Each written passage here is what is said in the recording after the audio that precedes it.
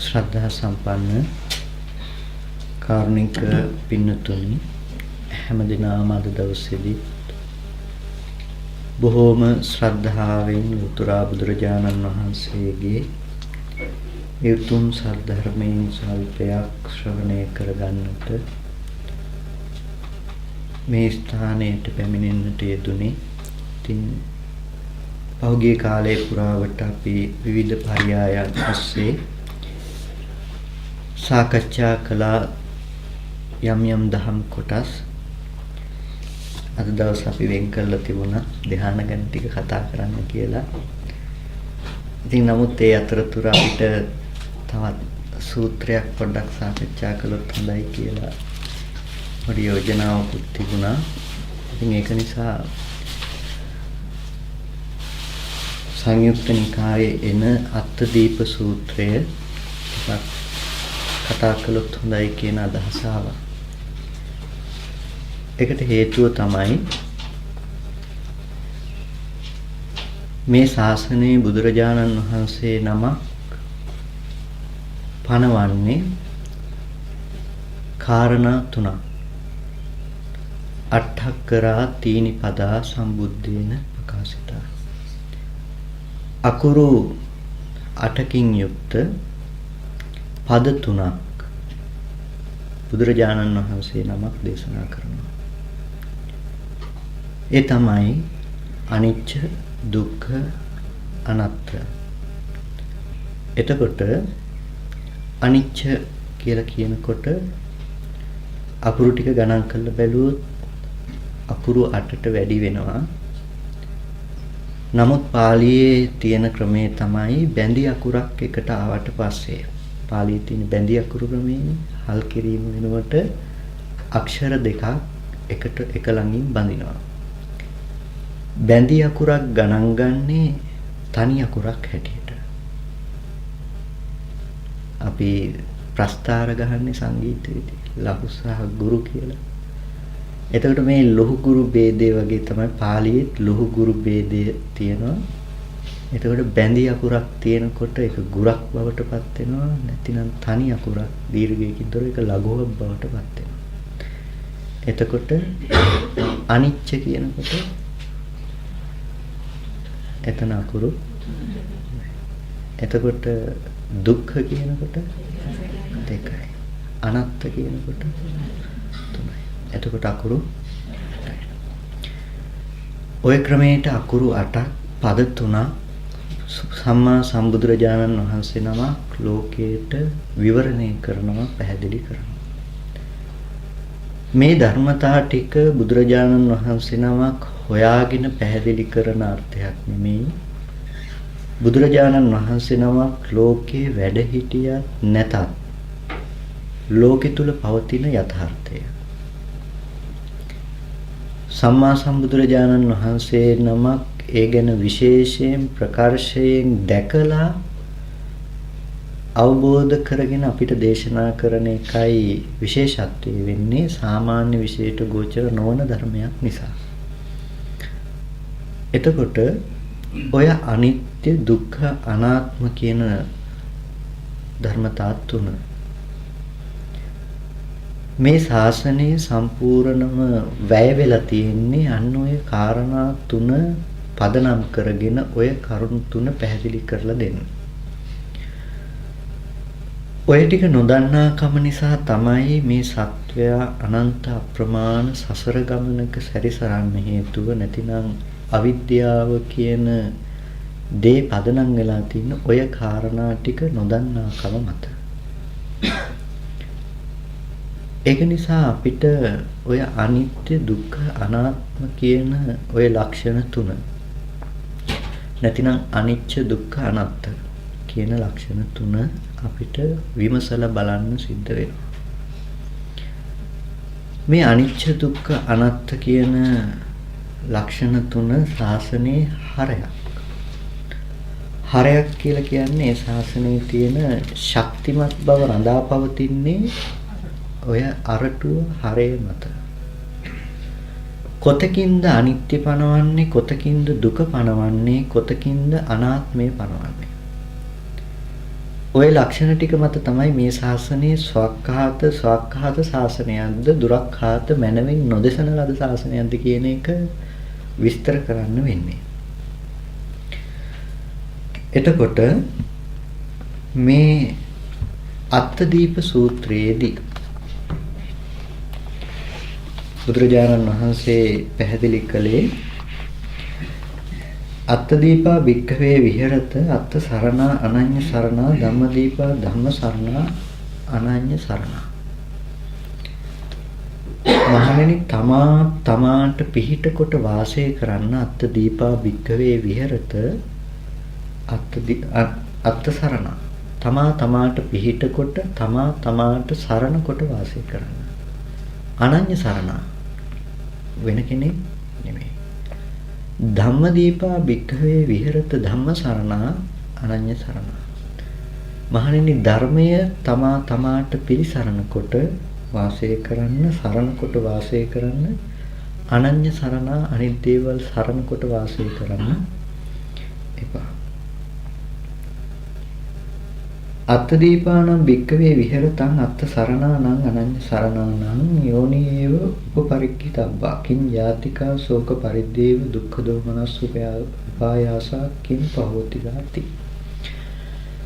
මේ තමාට පිහිට කොට තමාට පිළිසරණ කොට වාසය කරන සත්වයෝ විසින් පිරිසිඳ දැකිය යුතු, එහෙම නැතිනම් මෙනෙහි කළ යුතු ධර්මතා ටිකක් තියෙනවා.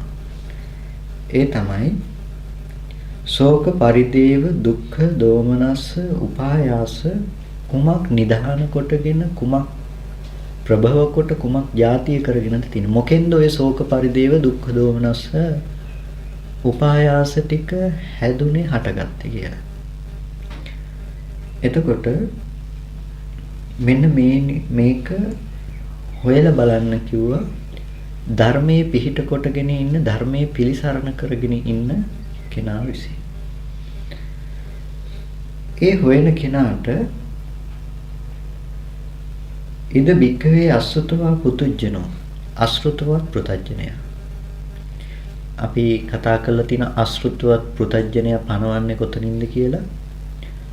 ශ්‍රුතවත් භාවයක් නැහැ, ධර්මය අහලා ධර්මය දන්නේ නැහැ. එයාගේ ලක්ෂණය තමයි අරියාණං අදස්සාවි. ආර්යව දැකලා නැහැ. ආර්ය ධම්මස්ස අකෝවිදෝ, ආර්ය ධර්මයේහි දක්ෂක් නැහැ. ආර්ය ධම්මේ අවිනීතෝ, ආර්ය ධර්මයේහි හික්මිලත් නැහැ. සප්පුරුෂාණං අදස්සාවි, සප්පුරුෂ ධම්මස්ස අකෝවිදෝ, සප්පුරුෂ ධම්මේ අවිනීතෝ. එතකොට ওই ටික අරගෙන සමහර විට ලෝකෙ තුල මතයක් තියෙනවා අසෘතවත් පෘතජ්ජනය කියලා කියනකොට මේ පෘතජ්ජන පුද්ගලයාවයි ආර්ය කියලා කියනකොට, නැතිනම් මේ ශාසනයේ ශ්‍රුතවත් කෙනෙක් කියලා කියනකොට ඒ කෙනා යටත් පිරිසෙන් සෝවාන් ඵලයටවත් පත් වුණ කෙනෙක් කියලා අදහසක්. නමුත් එහෙම බෙදීමක් බෙදන්න පුළුවන් කමක් නැත්තේ නැහැ. හේතුව සත්පුරුෂ ධර්මයේ යමෙක් දැනගත්තා නම් එයා ශ්‍රුතවත් ආර්ය ශ්‍රාවකයෙක් බවට පත් වෙනවා. මොකද කල්යාණ මිත්‍ර පෘතජ්ජන, අශෘතවත් පෘතජ්ජන කියලා පෘතජ්ජනය කොටස් දෙකකට බෙදෙනවා. අශෘතවත් පෘතජ්ජනයාගේ ලක්ෂණ ටික තමයි මේ ටික. ශ්‍රුතවත් ආර්ය ශ්‍රාවකයෙක් ඉන්නවා, ශ්‍රුතවත් කල්යාණ මිත්‍ර පෘතජ්ජනෙක් ඉන්නවා. එයා හොඳට අහලා තියෙනවා, එයා හොඳට මග වඩනවා. දැන් බෝසතාණන් වහන්සේ නමක් යම් ශාසනයක පැවිදි වුණොත්, මහා ප්‍රඥාව හිටියොත් ඒ කෙනාට කියන්නේ අශෘතවත් පෘතජ්ජනෙක් කියලා. එයාට පුළුවන් තව කෙනෙකුට ධහම කියලා දීලා අනිත් අයට ධහම අවබෝධ කරවන්න. එයා ශ්‍රුතවත් ආර්ය ශ්‍රාවකයෙක්. ඒක නිසා මේ ශාසනය බෙදන්නේ නැහැ. මේ ශාසනය පටන් ගන්න සෝවාන් ඵලයෙන් කියලා බෙදන්නේ නැහැ. එහෙම වුණොත් මේ ශාසනය පිහිට පිළිසරණ නැතුව යනවා අනිකුත් අයට. ධර්ම අවබෝධ කරගන්න බැරි වුණොත් එයාට මේ ශාසනය පිහිටා සිටින්න තැනක් නැහැ. එතකොට ඉන්ද්‍රිය ධර්ම ටික වැඩුන් නැති වුණොත් එයාට මේ ශාසනය පිහිටා සිටින්න තැනක් නැහැ. එතකොට එයා අශෘතවත් කියන්නේ නැහැ. එයා ශ්‍රුතවත් ධර්මයේ දන්නෝ ධර්මයේ ඉගෙනගෙන තියෙනවා. හැබැයි තාම තමා තුළ ප්‍රත්‍යක්ෂ ඥාණයෙන් ධර්ම අවබෝධ කරගෙන නැහැ. එතකොට මේ අශෘතවත් පුතඥය අරියාණන් අදස්සාවේ යාගේ ස්වභාවය ආර්ය දැක්කේ නැහැ. අකෝවිදෝ ඉගෙන ගත්තෙත් නැහැ. අවිනීතෝ හික්මුනෙත් නැහැ. සත්පුරුෂ ධර්මයේත් එහෙමයි. රූපං අත්තතෝ සමනුපස්සති රූපවන්තං වා අත්තානං සමනුපස්සති අත්තනිවා රූපං රූපස්මින් වා අත්තානං. එතකොට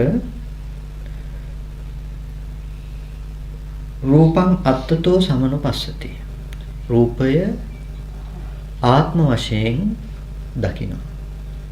රූපේ ආත්ම වශයෙන් දකිනවා කියලා කියනකොට රූපය පුද්ගල භව වශයෙන් පුද්ගල භාවයෙන් අරගන්න එකට කියනවා රූපං අත්තතෝ සමනුපස්සති කියලා. එතකොට ඕකත් යම් යම් මතභේදයන්ට තුඩු දුන්න කාරණයක්. අත්තතෝ සමනුපස්සති කියනකොට කියනවා ආත්ම ගන්න එපා අර්ථ වශයෙන් සාර වශයෙන් ගන්න එපා කියන එකයි කියන්නේ කියලා. එතකොට මොකද ආත්ම කියන වචනේ සංස්කෘත භාෂාවෙන් මිදිලා එන දෙයක්. ආත්ම අත්ථ සංස්කෘත වචනේ ආත්ම පාලි වචනේ අත්ථ. එතකොට යමෙලු තෙකුල කියලා භික්ෂුන් වහන්සේලා දෙනමක් හිටියා බුදුරජාණන් වහන්සේගේ කාලේ. මේ යමෙලු තෙකුල කියන හාමුදුරු දෙනම බ්‍රාහ්මණ ජාතික භික්ෂුන් දෙනම. මේ දෙන්නා බුදුරජාණන් වහන්සේගේ ශාසනය පැවිදි වුණාට තාම ජාතිය අතර ගන්න බැරි වුණා. ඒ ජාතිය අතර ගන්න බැරි වුණ නිසා මේ දෙන්නා කියනවා බුදුරජාණන් වහන්සේ ළඟට ගිහිල්ලා දවසක් ස්වාමීනි මේ ශාසනයේ නොඑක් කුල වලින් ඇවිල්ලා නොඑක් ජාතීන් මහාන වෙනවා. ඒ අය ඒ ජාතීන්ගේ භාෂාවෙන් මේ ධහම ගැන විවරණය කරන්න උත්සාහවත් වෙනවා. ඒක නිසා මේක එහෙම කරලා බෑ. ඒක නිසා මේක වෛදික භාෂාවට නගමුයි කියලා. වෛදිකය කියලා කිව්වේ සංස්කෘත භාෂාවට කලින් තිබුණු භාෂාව වෛදික භාෂාව. ඒ වෛදික භාෂාවෙන් තමයි වේද ග්‍රන්ථ තියෙන්නේ. වේදික වෛදික. වේදයට අයත් භාෂාව වෛදික භාෂාව. ඊට පස්සේ ඒ වෛදික භාෂාවෙම තවත් සකස් වුණ පියවරක් තමයි දේවනාගරී සංස්කෘත කියලා කියන්නේ. දෙවියෝ කතා කරන භාෂාව කියලා ඒගොල්ලෝ සම්මත කරලා තියෙන්නේ සංස්කෘත කියලා සකස් කරන ලද. ඒ භාෂාව හරියට සකස් කරපු භාෂාවක්. මම හිතන්නේ ලෝකේ හොඳම ව්‍යාකරණ තියෙන භාෂාවක් සංස්කෘත භාෂාව. ඉගෙන ගන්න කෙනෙකුට බොහොම පහසුයි වගේම සංකීර්ණයි. බොහොම සරලව කියන්න පුළුවන් ව්‍යාකරණයක් බොහොම දක්ෂව හදපු ව්‍යාකරණ තියෙන භාෂාවක් තමයි සංස්කෘත භාෂාව කියලා කියන්නේ. ඒ සකස් කරපු භාෂාව සංස්කෘත සකස් කළ නිසා වෛදික භාෂාව කඩලා සකස් කළ නිසා සංස්කෘත කිව්වා. අර හාමුදුරු දෙන මැහුවේ වෛදික භාෂාවට නගන්න. මොකද වේද ග්‍රන්ථ ඒගොල්ලෝගේ පූජනීය ග්‍රන්ථ තිබුණේ වෛදික භාෂාවෙන්. ඒ භාෂාව ඒ කාලේ පහත් කුලයන්ට කතා කරන්න තහනම්. හදිසියේ වේද සූක්තයක් කිව්වොත් ඒගොල්ලෝගේ සූක්ත කියලා කොටස් තියෙනවා. අපි සූත්‍ර කියනවා වගේ ඒගොල්ලෝ සූක්ත. ඒගොල්ලෝගේ පාඨ තිබුණා ධර්ම පාඨ. ඒ ධර්ම පාඨය පහත් කුලයක කෙනෙක් කිව්වොත් එහෙම දිව කපනවා.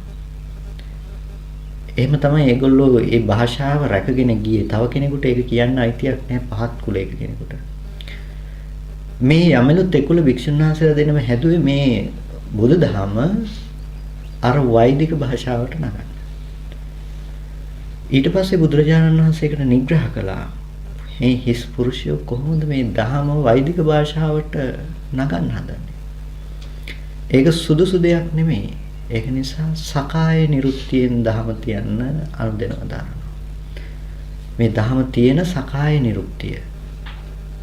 සකාය නිරුක්තිය කියලා කිව්වේ තම තමන්ගේ ඒ නිරුක්ති භාෂාවෙන් තම තමන්ගේ අර්ථ විවරණය ඔස්සේ මූල භාෂාව මාගදී භාෂාවට අනුව ඒ දහම් පරයයන්ගෙන් ඒ දහම ඉගෙන ගත්තට කමක් නැහැ කියලා.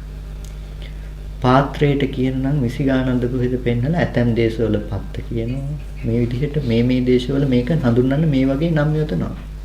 ඉතින් මේක ගැටලුවක් නෙමෙයි එකම දේ නම් හඳුන්වන්නේ කියලා බුදුරජාණන් වහන්සේ පෙන්වනවා. හැබැයි මූල භාෂාව හැටියට පෙන්වනවා මාගදී භාෂාව. එතකොට මේ මාගදී භාෂාවේ තමයි අත්ත කියන වචනේ එන්නේ. පාලි කියලා අපි කියන්නේ. ආත්ම කියන වචනේ එන්නේ සංස්කෘත භාෂාවේ. එතකොට මේ අත්ත සහ ආත්ම කියන වචන දෙක මේ ධර්මයේ විවරණය කරනකොට බොහොම විශේෂ වචන දෙකක්. විශේෂ වචන දෙකක් කියලා කිව්වේ අත්ත කියන වචනේ ආත්ම කියන වචනේ දෙකම ඇත්තට මේ දෙන්නේ එකම අර්ථයේ. නමුත් අද දෙකට කඩන්න හැදුවට අත්ත කියලා කියනවා අර්ථ වශයෙන් ගන්නවට අත්ථ කියලා මහ ප්‍රාණ තයන් යෙදෙනවා අර්ථවත් කියන එකට සාරයක් කියන එකට. ඒ අත්ථ කියන එක යොදලා අත්ථ කියන නිකන් දන්තජ නයන්නයි අර තයනු තයන්නයි තියෙන්නේ. තයන්න වගේ ලියන තයන්නයි දන්තජ නිකන් සාමාන්‍ය අපි ලියන තයන්නයි. අර තයන්න වගේ ලියන එක යෙදුනට පස්සේ අත්ථ වෙනවා. එතකොට ඒක අර්ථ වෙනවා. දන්තජ තයන්න යෙදුනහම අත්ථ වෙනවා. අත්ථ කියන එකයි අත්ථ කියන එකයි දෙකක්. දැන් සත්තු කියන්නේ සතුරට. සත්තු කියන්නේ ශාස්ත්‍රුන් වහන්සේට. නමාමි සත්තුනෝ පාදං කිව්ව සතුරගේ පාදයක වඳිනවා. නමාමි සත්තුනෝ පාදං කිව්ව ශාස්ත්‍රුන් වහන්සේගේ පා වඳිනවා. එතකොට ඒ වගේ pāli භාෂාව කියන එක අක්ෂර වලිනුත් අර්ථ විපරීත වෙන්න පුළුවන් භාෂාවක්. ඒක නිසා විනය කර්මාදිය කරනකොට හරියට අකුරු උච්චාරණය කරන්න කියනවා. ඒක අපේ සාම්ප්‍රදායික දිගින් දිගටම පාරම්පරිකව ආපු දෙයක්. දැන් බික්ඛු කිව්වොත් එක භික්ෂුවක්. යෝපන බික්ඛු කිව්වොත් එක්කෙනයි. යෝපන බික්ඛු කියලා පොඩ්ඩක් ඕක ඇදුනොත් එහෙම යම් භික්ෂුන් වහන්සේලා වෙනවා. එතකොට දැන් යම් භික්ෂුන් වහන්සේලා කියපු ගමන් ඔන්න අර්ථය වෙනස් වෙනවා. එතකොට බුදුරජාණන් වහන්සේ පනවපු ශික්ෂාපදේ නෙමෙයි කියලා තියෙන්නේ අපි හදාගත්ත ශික්ෂාපදයක්. එතකොට ඒ විනය කර්මය සිද්ධ වෙන්නේ නැහැ කියනවා. ඉතින් ඒක නිසා මේ බොහොම අල්ප ප්‍රාණ මහ ප්‍රාණ කියන pāli භාෂාවේ බොහොම ගැඹුරට හිතලා තියෙනවා. අද බොහෝ දෙනෙක් මේක අතහරින්න හැදුවට ධර්මදර විනයදර පරම්පරාවල භික්ෂුන් වහන්සේලා මේ ගැන තාමත් සැලකිල්ලක් දක්වනවා. සමහර වෙලාවට මේ පුංචි විනය වාක්‍ය ඡේදයක් කියන්න පැයක් දෙකක් යනවා. ඒ හැම අකුරක්ම උච්චාරණය කළා හරියට කියන්න ගියාට පස්සේ. වැරදුනොත් ඒක ආයෙ නතර කරලා ආයෙ මුලින් ඉඳන් කියනවා. ඒ වගේ ක්‍රම තියෙනවා. ඉතින් ඒවා යන්නේ නැති නිසා සමාජයේ ඇතැම් භික්ෂුන් වහන්සේලා දන්නෙත් නැහැ, ගිහි අය දන්නෙත් නැහැ. එතකොට මේ අත්ත සහ අත්ථ කියලා විවරණය කරනකොට කෙනෙක් කියනවා මේ කියන්නේ සාර වශයෙන් ගන්න එපා කියන එක. කෙනෙක් කියනවා ආත්ම වශයෙන් ගන්න එපා කියන එක. දැන් එතකොට මේ අත්ත සහ සාර වශයෙන් ආත්ම සහ සාර වශයෙන් කියන අර්ථ දෙකම යෙදෙන තැන් දෙකක් තියෙනවා. ඒ තමයි දැන් අපි කතා කරා රූපං අත්තතෝ සමනපස්සති. එතකොට එක අර්ථයක් තමයි රූපය සාරයක් වශයෙන් ගන්න එපා. අනිත් අර්ථය තමයි රූපය ආත්ම වශයෙන් ගන්න එපා. මොන දෙකක් තියෙනවා. රූපේ සාර වශයෙන් ගන්න එපා කියලා එකක් තියෙනවා. එකක් තියෙනවා රූපය ආත්ම වශයෙන් ගන්න එපා කියලා. දැන් රූපං අත්තතෝ සමනුපස්සති කියන එකෙන් කියන රූපය කෙනෙක් ආත්ම වශයෙන් ගන්නවා. අනිත් වචනෙන් කියනවා නම් සාර වශයෙන් ගන්නවා.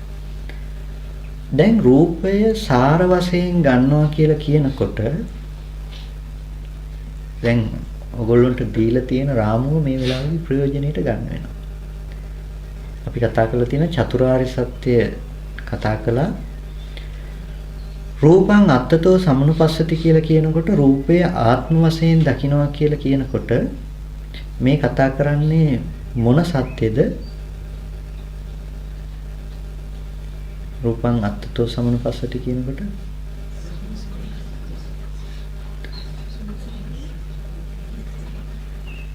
මේ කතා කරන්නේ සමුදය සත්‍යය. රූපය කියන එක දුක්ඛ සත්‍යයට අයිති දෙයි. රූපං අත්තතෝ සමනුපස්සති කියනකොට මේ කතා කරන්නේ සමුදය සත්‍යයට අදාළ දේ. එතකොට සමුදය සහ සමුදය සත්‍ය කියලා අපි දෙකට බෙදුවා. සමුදයයි සමුදය සත්‍යයි. මම හිතන්නේ ඔක්කොම සම්බන්ධ වුණාය නේද ඉන්නේ. එතකොට සමුදය සහ සමුදය සත්‍ය කියලා දෙකට බෙදුවට පස්සේ සමුදය කිව්ව මොකටද? මේ මේසෙට තණ්හාවයි නම් මේසෙට ආසයි නම් මේසෙට කරන ආසාව සමුදය කිව්වා. ඒ වගේම මේසය කියලා ඇති වුණේ නොදන්නාකම මත අපි මේසය කියන දේ හදාගත්තේ මේ පැත්තේ ඇති ස්කන්ධ ධර්මතා ටිකක් පදනම් කරගෙන ස්කන්ධ ටික මත ඇති කරගත්ත දේ කියලා කිව්වා. එතකොට දැන් සමුදය සත්‍ය සහ සමුදය. දැන් රූපං අත්තතෝ සමනුපස්සති කියලා කියනකොට රූපය ආත්ම වශයෙන් දකිනවා කියලා කියනකොට මේ සමුදය සත්‍ය කියලා කිව්වේ සමුදය නෙමෙයි කියලා කිව්වේ. සමුදය නම් මේසේ ආත්ම වශයෙන් දකින්න දේ. දැන් සාර වශයෙන් දකින්නේ අපි මොකද්ද?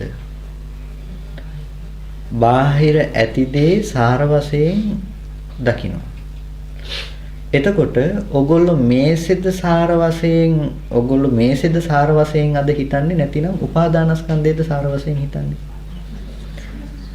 ඇත්ත කතාව උපාදානස්කන්ධය වුණාට උපාදානස්කන්ධයේද අහුවෙන්නේ මේසෙද අහුවෙන්නේ. මේසෙයි අහුවෙන්නේ. එතකොට අද අපිට තියෙන්නේ සමුදය යෙදෙන තැන ගැන විතරයි දැනගන්න පුළුවන්කම තියෙන්නේ. සමුදය සත්‍ය අපිට යෙදෙන තැන පේන්නේ නැහැ. සමුදය ප්‍රකටයි, සමුදය සත්‍ය ප්‍රකට නැහැ. ඒක තමයි එතන තියෙන කතාව. සමුදය ප්‍රකටයි, සමුදය සත්‍ය ප්‍රකට නැහැ. එතකොට රූපේ සාර වශයෙන් ගන්න එපා කියනකොට මොන රූපෙද? ඔය කතා කරන්නේ. දැන් ඔබ සාර වශයෙන් අත්ත කියන එක සාරවත් දෙයක් කියලා ගත්තොත් මොන රූපයද ඔය සාර වශයෙන් ගන්න එපා කියන්නේ? එතකොට මේ බාහිර තියෙන රූපය සාර වශයෙන් ගන්න එපා කියනවා. එතකොට මේ කතා කරන්නේ පරණ තැටියම නෙමෙයිද? දැන් මේ රූපේ අනිත්‍ය බලන්න එපා කියලා කොච්චරවා කියලා මේසේ කැඩෙන බිඳෙන එක කොහොමත් ලෝකේ ඔක්කොම දකින දේ මේක අනිත්‍යයි කියන එක කවුරුත් දන්නවා. මේ අනිත්‍ය කියන දේ කාටත් ගෝචරයි. ඒකම නෙමෙයිද මේ වෙන විදිහකට අරගෙන සාර වශයෙන් ගන්න එපා කියලා කියන්නේ. මේක සාරවත් දෙයක් හැටියට ගන්න එපා කියලා කියනවා. එතකොට දැන් රූපං අත්තතෝ සමනුපස්සති කියලා කියනකොට රූපය සාර වශයෙන් ගන්න එපා කියන අර්ථය ගත්තොත් එහෙම ඔය කතා කරලා තියෙන මොන රූපෙද?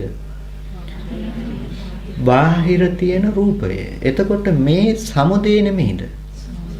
ඒකට සමුදය බොරුව මත පදනම් වෙච්ච දේ. ඔය කතා කරන්නේ ඇති රූපය මත. මේසේ පසකින් තැබේවා එළියේ රූපය තියෙනවා කියලා තියෙන හැටියට ගන්න රූපේනේ ඔය සාර වශයෙන් ගන්න. එතකොට රූපං අත්තතෝ සමනුපස්සති කියලා කියනකොට රූපය සාර වශයෙන් දකින්නවා කියලා සාරවත් දෙයක් කියලා ගන්නවා කියලා කියනකොට මේ කියන්නේ තියෙන දේ සාරවත් දෙයක් කියලා තියෙන දේම බොරුවක් වෙනකොට තියනවා කියලා හිතන කමම බොරුවක් වෙනකොට තියෙන දේ සාරයි කියලා හිතන කම ඇත්තක් වෙයි කියලා හිතනවාද? ඒක සම්පූර්ණ බොරුව මත පදනම් වෙච්ච දෙයක්. ඒක නිසා සමුදය කියන එක කවදාවත් සමුදය සත්‍ය වෙන්නේ නැහැ කිව්වා. සමුදය සත්‍ය වෙන්නේ නැහැ කිව්වා. හැබැයි සමුදය සත්‍ය ප්‍රහාණ නොකර දුක පිරිසිදු දැකීම කවදාවත් වෙන්නේ නැහැ. ඒක නිසා ඔය සමුදය දැක්කයි කියලා ඔයගොල්ලෝ හිතනවද දුක්ඛ සත්‍ය ප්‍රහාණ වෙයි පිරිසිදු දකි කියලා. කවදාවත් දුක්ඛ සත්‍ය පිරිසිදු දකින්න බෑ. මේ ලොකු ගැඹුරු අර්ථයකින් කියන්නේ මේ කාරණා. එතකොට ඔයගොල්ලන්ට පැහැදිලි වෙන්න ඕනේ මේ කාරණාව කියනකොට අත්තතෝ සමනුපස්සති කියනකොට මේ අර්ථ වශයෙන් ගන්නකොටම භවය සකස් වෙලා ඉවරයි කියන එක. ඇති බවට ගත්ත දේ සාර වශයෙන් ගන්න එපා කියනකොට ඕගොල්ලන්ට ඇති බව නැති කරන්න පුළුවන්, ඇති වෙන බව නූපදවා ඉන්න පුළුවන් වෙයිද ඒ නුවණින්? ඇති දේ සාර වශයෙන් නොගෙන හිටියයි කියලා ඕගොල්ලන්ට ඇති වෙන බව නූපදවා ඉන්න පුළුවන් නේද? ඒක කවදාවත් කරන්න පුළුවන් දෙයක් වෙන්නේ නැහැ. එතකොට මේ අර්ථයේ ඊට වැඩිය එහා ගියපු අර්ථයක් හදෙන්න වෙනවා මෙතෙන්ට. රූපං අත්තතෝ සමනුපස්සති කියලා කියනකොට අන්න ඒ අර්ථයට තමයි කියන්නේ මේක ආත්ම වශයෙන් ගන්න එපා කියන එකමයි බුදුරජාණන් වහන්සේගේ අර්ථය උනේ කියලා. ඇයි එක තැනකදී අත්ත කියනකොට ආත්ම කියනවා, අනිත් තැනකදී අත්ත කියනකොට සාරයි කියන්න හදනවා. මම ඔකට කියන්නේ කන්න ඕන වුණාම තල ගෝයා කබර ගෝයා වෙන්නේ නැහැ කියලා. ඒ තමන්ගේ දේ කියන්න ඕන වුණකොට සමහර කෙනෙකුට අත්ත කියන එක සාර වෙනවා, තවත් තැනකට ගියාම අත්ත කියන එක ආත්ම වෙනවා. දැන් එතකොට අත්තදීපා භික්කවේ විහෙරත අත්තසරණා කියනකොට එතකොට බුදුරජාණන් වහන්සේ කිව්වේ රූපේ සාර වශයෙන් අරගෙන ඉන්නේ කියලාද? අත්තදීපා භික්කවේ විහෙරත අත්තසරණා. ඒක තමා පිහිටකොට තමා පිළිසරණ කොට ඉන්න මේ ධහම තමා තුළ උපද්දගත යුතු දෙයක් කියන හතාවෙන් කිව්වේ. එතකොට දැන් රූපං අත්තතෝ සමනුපස්සති කියලා කියනකොට රූපය ආත්ම වශයෙන් ගන්න එපා කියනකොට ලොකු ධර්මතාවයක් තියෙනවා. ඇයි රූපය ආත්ම වශයෙන් ගන්න එපා කිව්වේ?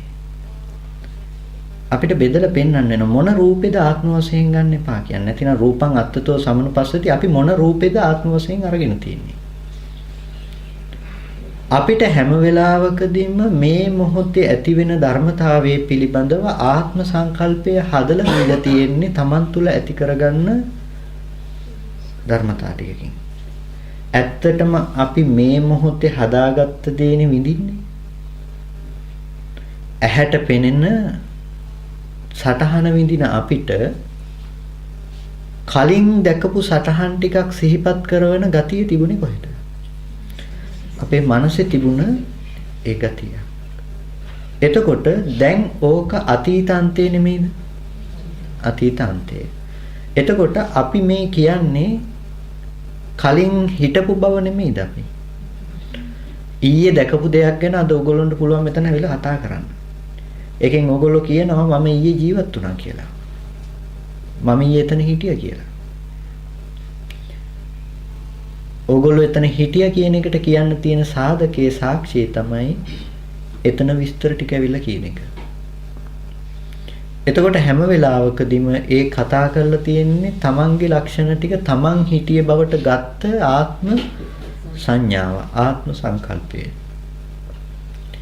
එතකොට ඇත්තටම දැන් මේ මොහොතේ පෙනෙන්නේ ඕගොල්ලන්ට වර්තමාන එක රූපයක්. වටාපත කියන්නකෝ. වටාපත නම් මේ රූප සටහන යැහැට ආවේ වටාපතාවේ නෑනේ අපි හැමදම කතා කරනවා වගේ. අනාත්ම වර්ණ සටහනක් ආලෝකයක් ඇහැට වැටුණු තැනක අපි දැනගත්තේ මෙහි ගොඩනගාගත්ත වටාපත කියන ටික.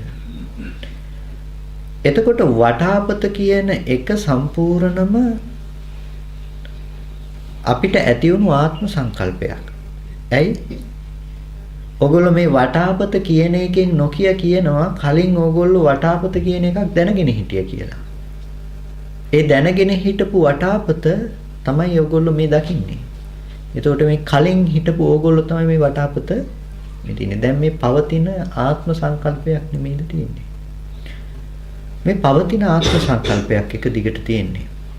ඕගොල්ලෝ වටාපත විඳගෙන වටාපත හඳුනන්න පුළුවන් කියන එක තුල හැම වෙලාවකදීම රූපයයි රූප උපාදානස්කන්ධයයි දෙකට බෙදා ගන්න වෙනවා. රූපස්කන්ධය සහ රූප උපාදානස්කන්ධය. රූපස්කන්ධේ ලක්ෂණය චත්තාරෝච මහා භූතා චතුන්නංච මහා භූතානං උපාදාය රූපං. කොච්චරයි රූපස්කන්ධය. එතකොට රූප උපාදානස්කන්ධේ ලක්ෂණය ඔගොල්ලන්ට යම් තාක් නිමිති තියෙනවා නම් ඒ ඔක්කොම රූප උපාදානස්කන්ධයට දාලා ගන්න. ගස්කල්, ගෙවල්, දොරවල්, මිනිස්සු, යාන වාහන ඕන තරමක් මතක් කරගන්න පුළුවන් නම් ඒ ඔක්කොම රූප උපාදානස්කන්ධය. රූපස්කන්ධේ ලක්ෂණේ චත්තාරෝච මහ භූතා චතුන්නංච මහ භූතානං උපාදාය රූපං. එච්චරයි රූපස්කන්ධේ ලක්ෂණය. එතකොට චත්තාරෝච මහ භූතා චතුන්නංච මහ භූතානං උපාදාය රූපං කියනකොට කෙනෙක් ඉක්මනට වැටෙන තැනක් තමයි සතර මහා ධාතු රූපේ එළියේ තියනවා කියන. මේකනේ රූපස්කන්ධය කිව්වේ. රූපස්කන්ධයේ එළියේ තියනවා කියලා හිතන කම. එහෙම කියන්න බෑ. සතර මහා ධාතු රූපය එළියේ තියනවයි කියලා කියන්නේ මොන පදනමෙන්ද? ඇහැට රූපයක් ගැටෙනකොට මේ වර්ණ සටහන ඇහැට පතිත වුණාට පස්සේ අපි දැනගත්තේ වර්ණ සටහන ආරම්භය ඇති මෙහි උපද්දගත් ධර්මතා ටික. එහෙමනේ. එතකොට දැන් මෙහි ඇති කරගත්ත ඒ ධර්මතා ටික හැම වෙලාවකදීම උපාදානස්කන්ධයයි මේක ඇති වෙන්න හේතු වුණ වර්ණ සටහන පැත්ත රූපස්කන්ධයයි. දැන් ඔය රූපස්කන්ධේ ඉතුරු නැතුව නිරුද්ධ වුණ තැනක නෙමෙයිද මෙහි ඇති වුණු ධර්මතා ටික ඇති වුනේ. අර ටික ඉතුරු නැතුවම නැති වෙලා ගියපු තැනක මෙහි හැදුනේ. එතකොට දැන් මොන රූපෙද ඔයගොල්ලෝ පඨවි ආපෝ තේජෝ වායෝ කියලා කතා කරන්න හදන්නේ? මොන ස්කන්ධෙද? අපිට පඨවි ආපෝ තේජෝ වායෝ කියලා පණවන්නේ ස්කන්ධ ටිකක් නැතුව යනවා.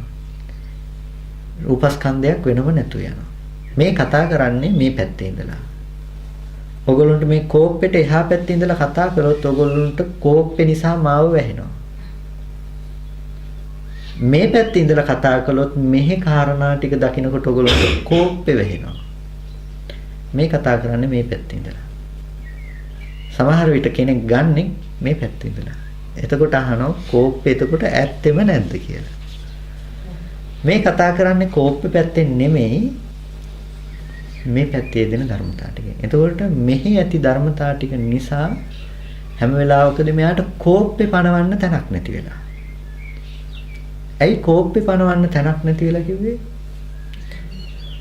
වර්ණ සටහන ඉතුරු නැතුව නිරුද්ධ වෙච්ච කාරණාව නම් වර්ණ සටහන නිරුද්ධ වුණ තැනක කොහේ ඇති කෝප්පේද දැන් ඔය පණවන්න හදන්නේ?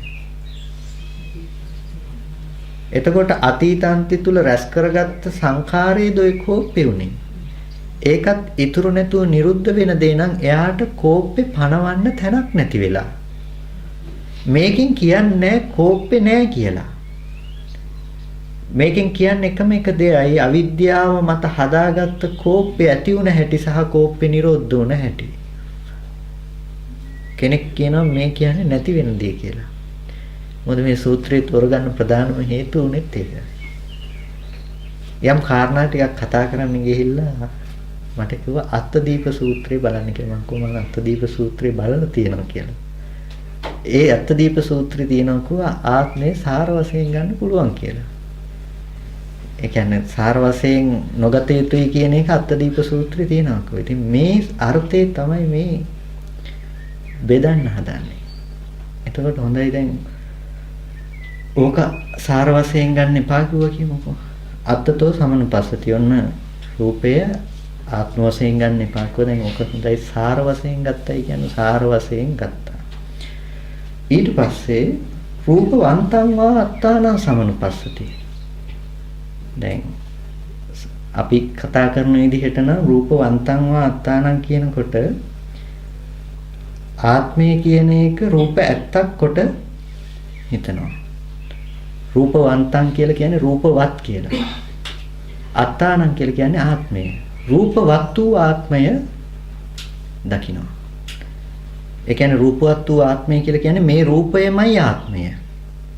මේ ආත්මය තමයි මේ රූපවත් වෙලා තියෙන්නේ. මේ මම මේ ඉන්නේ මේ ආත්මවත් වූ රූපේ කියන එක මේ තියෙන්නේ. කියන හැඟීම. දැන් ඉස්සෙල්ලත් කිව්ව සාර වශයෙන් රූපේ සාර වශයෙන් ගන්නවා කියලා දැන් රූපවන්තං වාත්තානං කියනකොට මොකද්ද කියන්නේ? දැන් ආපහු කියන්නේ එතකොට මේ සාරවත් වූ ආත්මෙ ඉස්සෙල්ලක දැන් ආයේ සාරවත්වත් වූ ආත්මෙද කියන්නේ? ඒ රූපවන්තං වාත්තානං කියනකොට දැන් ඉස්සෙල්ලා රූපවන්ත මේ රූපවත් ආත්මය ගැන කිව්වනේ ඉස්සෙල්ලා රූපං අත්තතෝ සමනුපස්සති සාර වශයෙන් ගන්න එපා කියලා. දැන් එතකොට සාර වශයෙන් ගන්න එපා කියලා කිව්වහම දැන් ආපහු කියන්නේ සාරවත් රූපේ කියලා දාපහු කියන්නේ.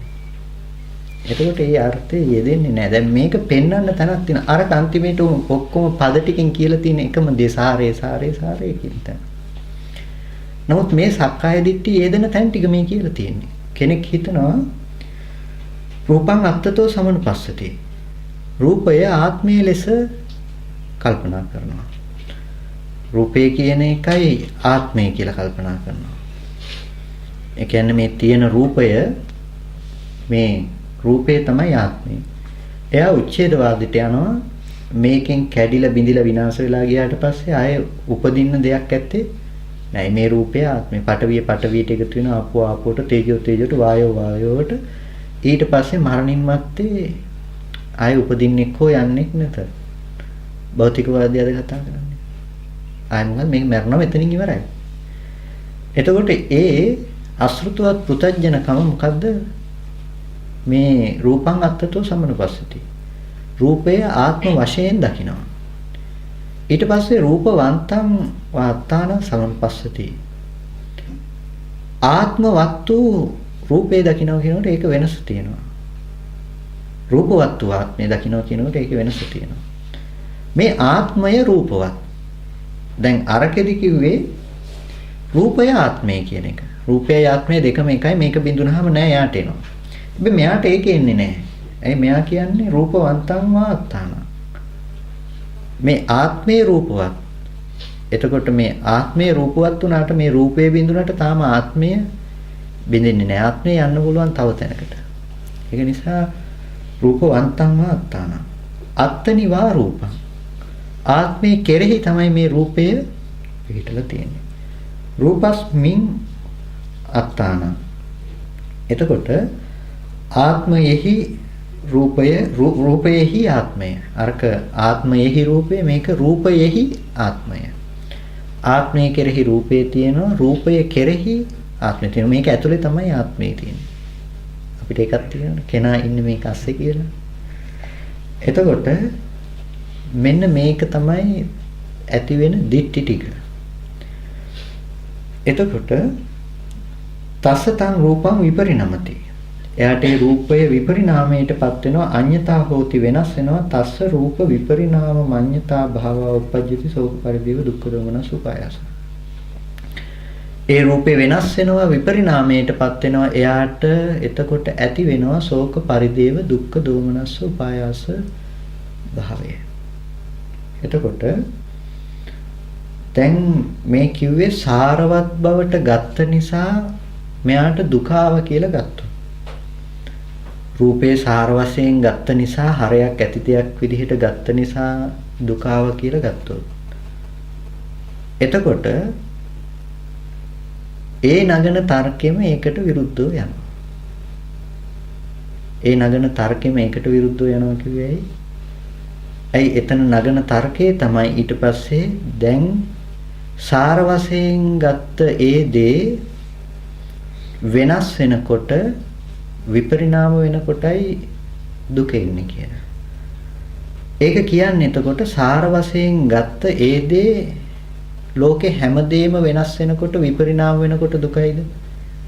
එහෙම වුණොත් ඒක ඒගොල්ලෝගේ පැත්තටම ආපහු දාන්න වෙනවා. දැන් සාරයක් හරයක් හැටියට අපිට හම්බෙන ලෝකේ ඕනම දෙයක්. දැන් මේ ලෝකේ දුකට කැමති සත්වයෝ ඉන්නවා. එහෙම නැද්ද?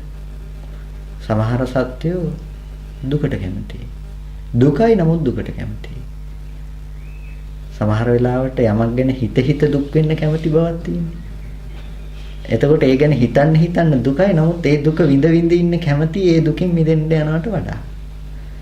එතකොට හැම වෙලාවකදීම එහෙම කාරණාත් ලෝකේ තියෙනවා. එතකොට දැන් හැම වෙලාවකදීම ශෝක පරිදේව දුක්ඛ දෝමනස්ස උපායාසා කියන ටික දැන් මේ රූපය විපරිණාමයටපත් වෙනකොට සාර වශයෙන් ගත්ත දේ විපරිණාම වෙනකොට එනවා කියලා ඒකාන්ත වශයෙන්ම පනවන්න බැරි වෙනවා. හැම වෙලාවකදීම රූපේ සාර වශයෙන් හෝ අසාර වශයෙන් ගත්තේ කොහෙන්ද කියලා එතකොට අපිට විමසන්න වෙන්නේ ඊළඟට. ඔය සාරවත් බව කොහෙද තිබ්බේ? රූපේ සාරවත් කියලා හිතනකම කොහෙද තිබුණේ? ඒකත් මනසෙන් පනවගත්ත දෙයක්. නැතිනම් ලෝකේ සරු රූප, නිසරු රූප ලෝකේ තිබුණේ නැහනේ. එතකොට මොකක් ඇති කල්ලිද ඔය සරු රූප, නිසරු රූප පනවගත්තේ? අතීතාන්තයේ ඇති කල්ලි නෙමෙයිද සරු රූප, නිසරු රූප පනවගෙන තියෙන්නේ. ඔගොල්ලන්ට තව අවුරුදු 100කින් පස්සේ මේ ලෝකෙට එනවා මේ පිටසක්වල ජීවියෙක්. ඒ ජීවියා ඔගොල්ලන්ට සරු දෙයක් වශයෙන් හිතන්න පුළුවන්ද, නිසරු දෙයක් වශයෙන් හිතන්න පුළුවන්ද? නිසරු. තාම ඇවිල්ලත් නෑ දන්නේ. කවුද දන්නේ ඇවිල්ලා උදව්වක් කළේ ඇයි කියලා. අපි නොදන්න දෙයක් කොහොමද අපි සරු වශයෙන් හෝ නිසරු වශයෙන් තීරණය කරන්නේ? අපි හොඳයි කියලා ඇලෙන්න හේතුව තියෙන්නේ අපි දන්න රූපේ නෙමෙයිද? අපි දන්න රූපේ. එතකොට ওই දන්නකම අතීත අන්තෙන් ගෙනල්ලා දීපු දෙයක් නෙමෙයිද? අපි ওই දන්න දේ අතීත අන්තෙන් ගෙනල්ලා දීපු ටික. එතකොට ඔය සාර වශයෙන් ගන්න හදන සාරවත් දේ අතීත අන්තය තුල අපිට ගෙනල්ලා දෙන උරුම කරන දේ. එතකොට හැම වෙලාවකදීම අපි දන්න බව තුල ඔය සාරවත් බව අපිට පැහැදිලි කරන්නේ රූපය ආවේ අනාත්ම මට්ටමකින් නම් දිත්තේ දිත්තමත්තන් වලකින් නම් අලුත්ම විදිහටයි රූපේ හැම මොහොතකම අපි ඉස්සරහට ආවේ. හැබැයි ඒක හොඳද නරකද කියලා තීරණය කළේ අපේ මනස තුල. ගිනි පෙනෙල්ලෙන් ගුටි කාපු මිනිස්සයා කණාමැදිරි එළියටත් බෙයයි කියනෝනේ. කණාමැදිරි එළිය දකින්නකොට ගිනි පෙනෙල්ල මතක් වෙන හින්දානේ. එහෙම නෙමෙයිද? ඒ කතාව ඇත්තක් වුණොත් ඒ ඇයි එහෙම වෙන්නේ? කණාමැදිරි එළිය දකින්නකොට ගිනි පෙනෙල්ල මතක් වෙනවා. ඒක නිසා නෙමෙයිද? ඒක නිසා. යම් විදිහකින් ඕක මතක් වුණේ නැත්තම් එයා කණාමැදිරි එළියට කවදාවත් බය වෙන්නේ නැහැ. මතක් වුනේ නැත්තම් බය වෙන්නේ නැහැ. මතක් වුණොත් තමයි බය වෙන්නේ. අර කියන්නේ උපමාවකට සිහිය එළඹ සිටින එක ගැන කියන උපමාවකට කියන්නේ හරකෙක් යනකොට කුඹුරකට බහිනවා. දැන් මේ ගොපල්ලට මේක පාඩුව ගෙවන්න වෙනවා.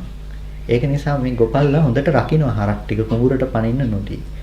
මේ කුඹුර කන හරකගේ වල්ගෙන් අල්ලලා වල්ගේ කරකලා හොඳට පාරවල් දෙකක් තුනක් රිදෙන්න ගහලා අතාරිනවා.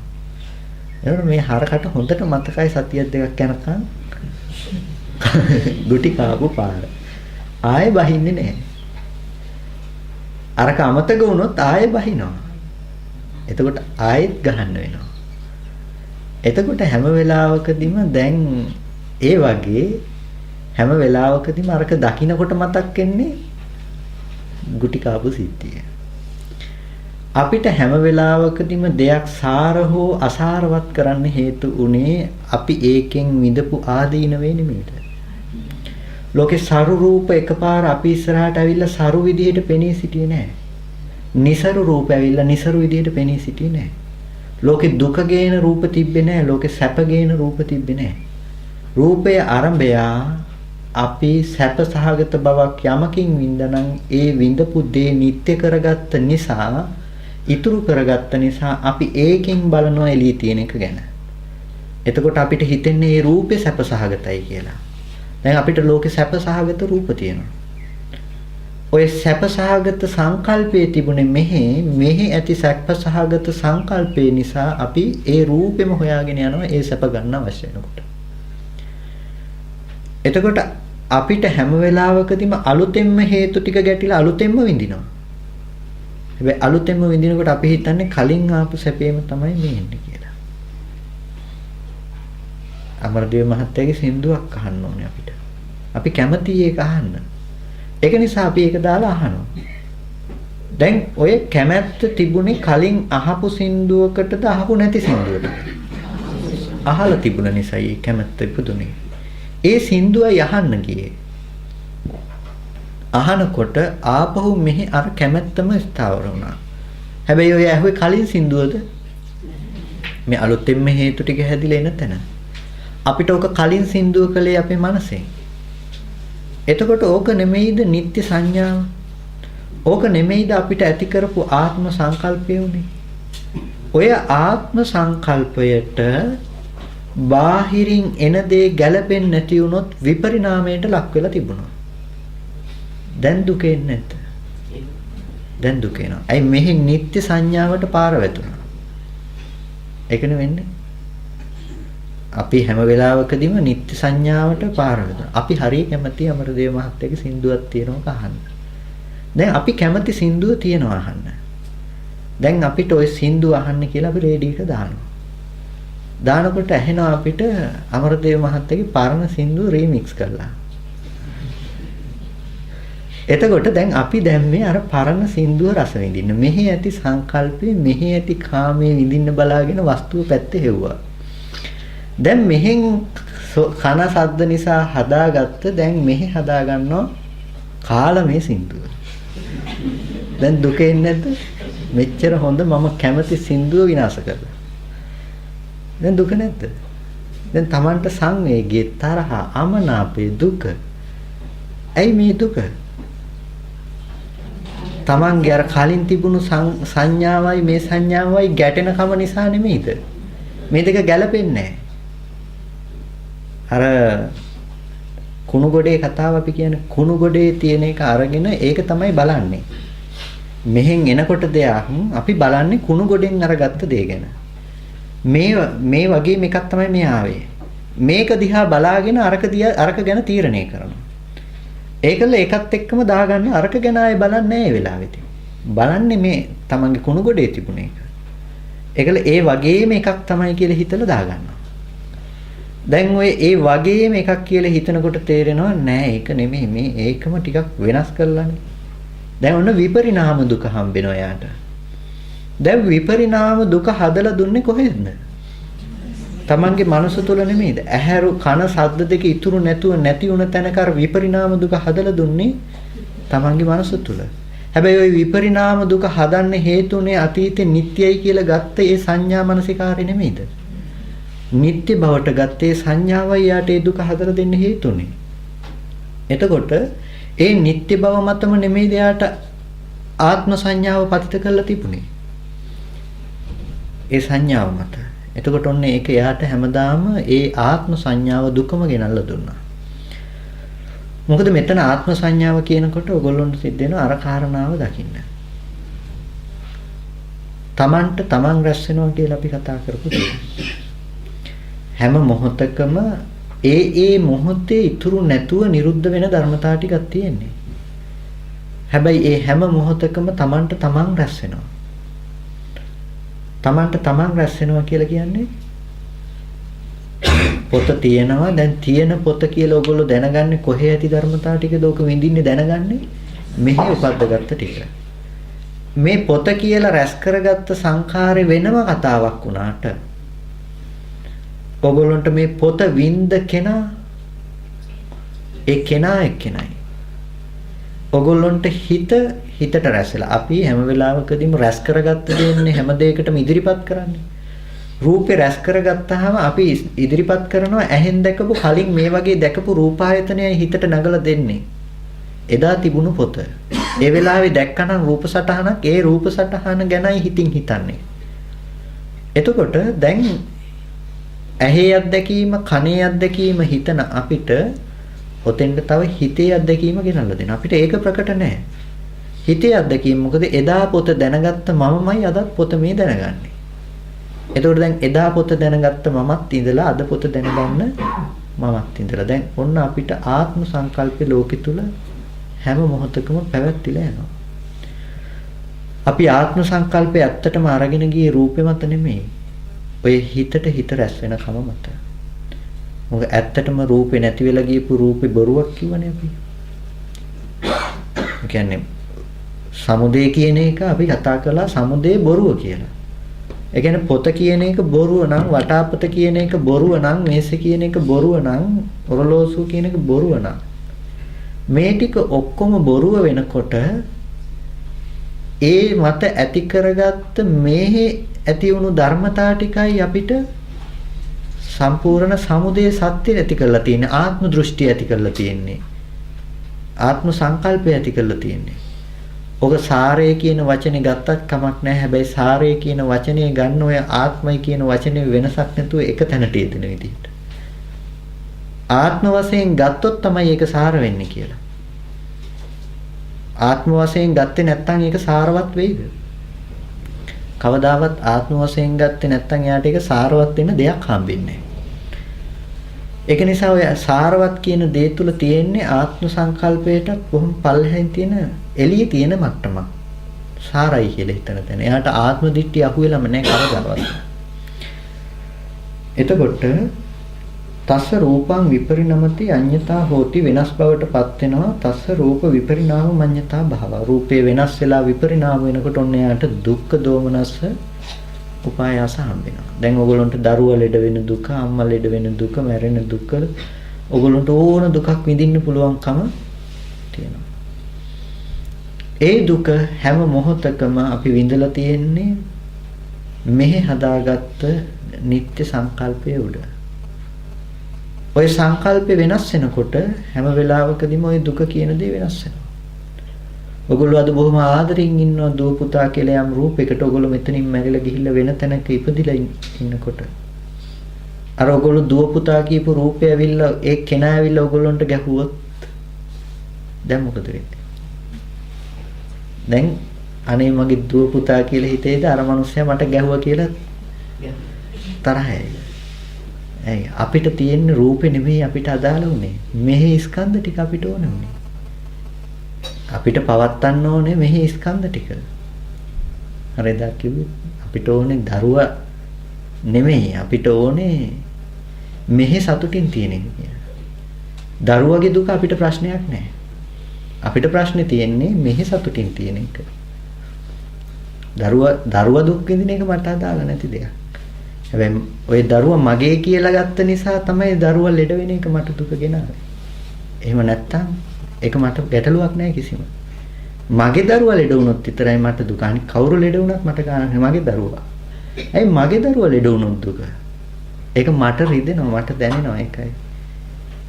ඔය මට රිදෙනවා නම් හැම වෙලාවකදීම මට රිදෙන එක නැති කරන්න ওই දරුවා කොච්චර දුක් විඳත් කමක් නැහැ. එහෙම නෙවෙයි. දැන් අම්මා කෙනෙක් තාත්තා කෙනෙක් විදිහට ඔයගොල්ලෝ දන්නවා හොඳටම. අපි හිතමු ඔයගොල්ලෝ ලංකාවට ගියා හදිසි. ඔයගොල්ලෝ ළමයි මෙහි. කතා කරලා අහනවා ළමයාට මම නැතුව පාළුද කියලා. ළමයි කියනවා නෑ කිසිම පාළුවක් නෑ. මම හරි හොඳට ඉන්නවා. කිසිම පාළුවක් නෑ මට ගාණක්වත් නෑ. දැන් ඔයගොල්ලන්ට මොනව හිතෙන්නේ? බොහොම සතුටු හිතේද බොහොම දුක හිතේද? ළමයාට අපි නැතුව ගාණක්වත් නෑ කිව්වා. කිසි පාළුවකුත් නෑ කිව්වා. දැන් එතකොට අපි ඒ දුක ඒ පාළුව ළමයා ඒ දුක විඳී කියලා අපි බලාපොරොත්තු වෙනවා. ළමයා දුක් විඳිනවට කැමතියි අපි. ඇයි? මේ මාව සතුටු කරන්නේ ළමයා දුක විඳට කමක් නැහැ. ඒක නෙවෙයි දී තියෙන්නේ. කාරණාව පොඩි වුණාට ඔය තියෙන්නේ ළමයා දුක් විඳට කමක් නැහැ. හැබැයි මාව සතුටින් තියන්නේ. ඔය ළමයා කිව්ව මට හරි පාළුයි මම හරි දුකෙන් ඉන්නේ කියලා කිව්වොත් අපිට හරි සතුටින් මම නැතුව පාළුවෙන් දුකෙන් ඉන්නවා කියලා. ඒක තමයි අපි හැම වෙලාවකදීම අපේ හිතේ ස්වභාවය හැම වෙලාවකදීම අපි කැමති අපිට. ඒක නිසා තමයි මල්ලිකා දේවි කිව්වේ තමන්ට තමන්ව තමයි ලෝකේ වඩාත්ම ප්‍රිය. ඉතින් එහාට තමන්ට වෙන කෙනෙක් ප්‍රිය නෑ කියලා. අපි කොච්චර අනිත් අයට ප්‍රියයි කියලා කිව්වත් අපි ආදරෙන් බලනවා කියලා කිව්වත් නෑ. අපි ආදරෙන් බලන්නේ අපිව. අපි යාට ආදරේ කියලා හිත හිත බලන්නේ අපි දිහා. ඒක තමයි ලෝකයේ ඇත්ත කතාව. එතකොට දැන් ඔය මෙහි කැමති කියන ස්කන්ධ ටික තමයි වෙනස් වෙනකොට හැම වෙලාවකදීම දුක එන්නේ. ඔය බාහිර නෙමෙයි. ඔය Taman කැමති ස්කන්ධ ටික තමයි වෙනස් වෙන්නේ. එතකොට තමයි දුක එන්නේ. ඔය අපායට ගියත් ඔයගොල්ලෝ හිතනවාද එතන ස්කන්ධ ටිකට අකමැති වෙයි කියලා? නෑ, ඒ ස්කන්ධ ටිකට කැමතියි. ඔයගොල්ලෝ ගින්න නිවෙනවට කැමති වෙන්නේ ස්කන්ධ ටික හොඳයි හැබැයි. ඒකයි ඒකේ ලක්ෂණය. මැරෙන්න කැමති නෑ. අපායේ ඉපදුනත් මැරෙන්න නම් කැමති නෑ. ඒ ස්කන්ධ ටික පවත්වන්නමයි බලන්නේ. ඉතින් පවත්වන්න නැත්නම් කැමැත්තෙන් අකමැති නම් එතනින් මිදිලා එන්න පුළුවන්. නෑ එයා උත්සාහවත් වෙන්නේ එළියෙන් බලාපොරොත්තු වෙන්නේ. අනේ ගින්න නිවුණා නම් මට ජීවත් වෙන්න පුළුවන්. එයා බලාපොරොත්තු වෙන්නේ එළියෙන්. නමුත් ස්කන්ධ ටික හැමදාම එයාට දුක ගෙනල්ලා දෙනවා කියන දේ වැහිලා එයාට. ස්කන්ධ ටිකට තණ්හාවයි. ඒකයි කොටින්ම අපායටත් තණ්හායි කියන්නේ. අපි මේ ස්කන්ධ ටිකට තණ්හාව කියන එක අපි සතර අපායටම අපි තණ්හා කරනවා. අපි දුකට තණ්හා කරනවා. අර අසුචි ටිකට තණ්හා කළේ අපි. දැන් අසුචිය කියන දේ පිළිකුල් වුණාට අසුචි ටිකට අපි තණ්හා කරනවා. හේතුව නැහැ අර ට්‍රේල් පාරේ කතාව වගේ තමයි. කෝච්චිය තාම ඇවිල්ලා නැහැ බෙල්ල තියාගෙන ඉන්නවා. ඒ වගේ අපි තාම අසුචි ටිකට තණ්හාව නැහැ. හැබැයි හේතු ටික හොඳට තියෙනවා. මේ ජීවිතෙත් ඕක අපි වැටෙන්න ගියොත් ටක් ගාලා අසුචි තවරුණු ලණුවේ එල්ලෙන අපි කන්න බොන්න කිසිම දෙයක් නැතුව අසුචි විතරක් හම්බෙන තැනක ප්‍රතිසන්දිය ගත්තොත් හොයන්න නැති වෙයිද මේ නොමැරි ඉන්න ඕක? හොයනවම තමයි. ඒ ගතිය අපි කවුරුත් අයින් කරලා නැහැ. ඒ ගතිය එහෙමම තියෙනවා. එතකොට ඒ ගතිය තියෙන්නේ මේ ස්කන්ධ ටිකට කරන තණ්හාව නිසා මිසක බාහිරේ භෞතිකයට කරන තණ්හාව නෙමෙයි. භෞතිකයට කරන තණ්හාව නම් පදනම උනේ ඒක වෙනස් වෙන්න බෑ කවදාවත්. අපි කැමති හොඳ ආහාර වලට මිසක අරකට නෙමෙයි. නමුත් අපි යථාර්ථයක් විදිහට කැමති වෙලා තියෙන හැම මොහොතකම ආහාර ටික කියලා හිතලා හොඳ ආහාර හැව්වේ හොඳයි කියලා හිතාගත්ත ස්කන්ධ ටික පවත්තන්න. ඒ ස්කන්ධෙටයි මම තණ්හා කළේ.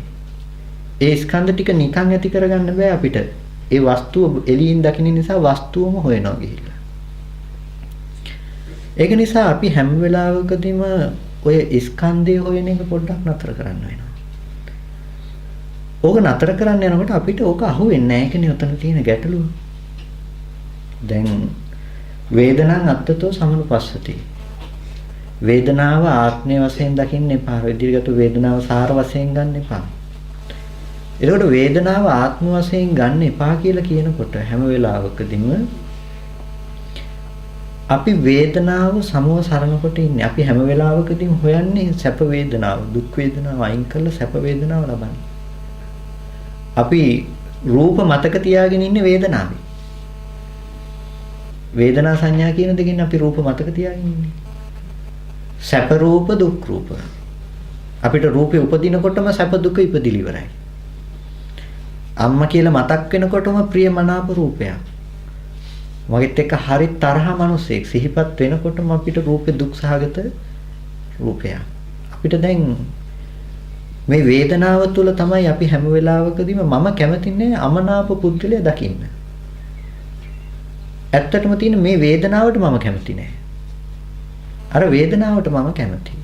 එතකොට මේ ආත්ම සංකල්පය අනුව ගියපු දැන් කලින් ඇති වුණු වේදනාව තමයි අපිට ආපහු ඇති කරගන්න අපි උත්සාහවත් වෙන්නේ.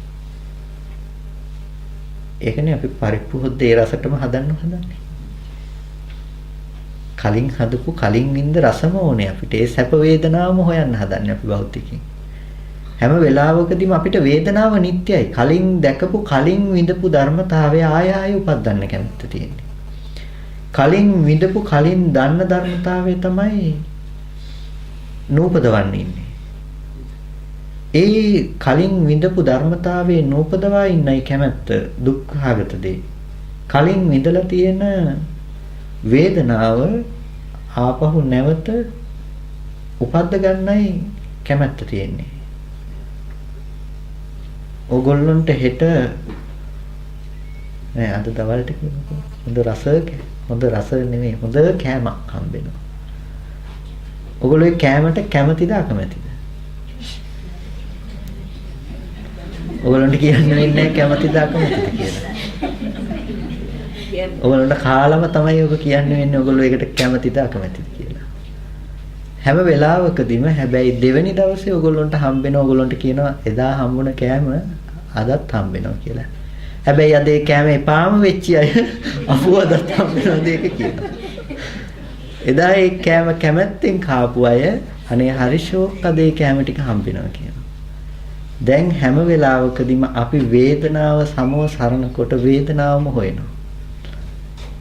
අපි හොයන්නේ වේදනාව පැත්ත. එතකොට වේදනාව ආත්ම කරගෙන අපි ඒක අපිට නිත්‍ය වශයෙන් පවතින ආත්මවත් වූ වේදනාවක් හම්බෙනවා. ওই වේදනාව මම විඳින්නේ. ඔය තමා විඳින වේදනාව යාට හම්බෙනවා. තමා තුල පිහිටි වේදනාව යාට හම්බෙනවා. තමා වූ වේදනාව තමා තුල පිහිටි වේදනාව විඳින යාට හැම වෙලාවකදීම වේදනාව නිත්‍ය දුව සාස්වත දෙයක් හැටියට හම්බෙනවා. ලෝකේ තියෙන දේ වේදනාව. ඒ තියෙන නිසා තමයි ඔයගොල්ලෝ ආපහු ඒ විදිහට මේ කැම ටික හොයාගෙන යන්නේ වේදනාව ගන්න ඕනම. ඇයි ඔයගොල්ලෝ දන්නවා මේ වේදනාව තියෙනවා කැම ටිකේ කියලා. ඒ විදිහට පරිප්පුහොද්ද හදන්න ඔයගොල්ලෝ දන්නවා පරිප්පුහොද්දෙන් එනවම තමයි මේ වේදනාව කියලා. ආපහු හේතු ටික ඇති කල්ලි ඔයගොල්ලෝ දිවම විඳිනවා. හැබැයි ඔයගොල්ලෝ හිතනවා පරිප්පුහොද්ද හරි රසයි කියලා. ඇත්තටම විඳින්නේ මේ මොහොතේ දිව. හැබැයි මේ කතා කරන්නේ හොද්දට එහා පැත්තේ ඉඳලා නෙමෙයි. හොද්දට එහා පැත්තේ හිටියොත් හොද්දට අපිව වැහෙනවා. මේ කතා කරන්නේ දිව හදාගත්ත හේතු ටික පැත්තේ. දිව හැදෙන හේතු ටිකෙන්. එතකොට ඕගොල්ලොන්ට පෙරපසු නැතුව හැදෙන රස හම්බෙන්න ඕන මිසක රසවත් හොද්ද හම්බෙන්න බෑ එතකොට. ඕගොල්ලෝ හොද්දේ රස දන්නේ කොහොමද දිවෙන්න විඳින්න නැතුව? විඳින මොහොතේ රස ඇයි හොද්දෙන් දකින්නේ? ඕන් බොහොම හොඳ රසවත් හොද්දක් බෙදලා ටික වෙලාවක් යනකොට හිමින් සැරේ ඕකට ලුණු ටික වැඩි කරලා තිබ්බොත්. ඕගොල්ලෝ ආපහු බෙදාගන්නේ හැබැයි අර රස හොද්ද බලාගෙන. හැබැයි රස හොද්ද බලාගෙන ඕගොල්ලෝ බෙදා ගන්නකොට මේ එන සංඥාව අරකට ගැලපෙන්නේ නැහැ. ඔන්න විපරිණාමයටපත් වෙනකොට.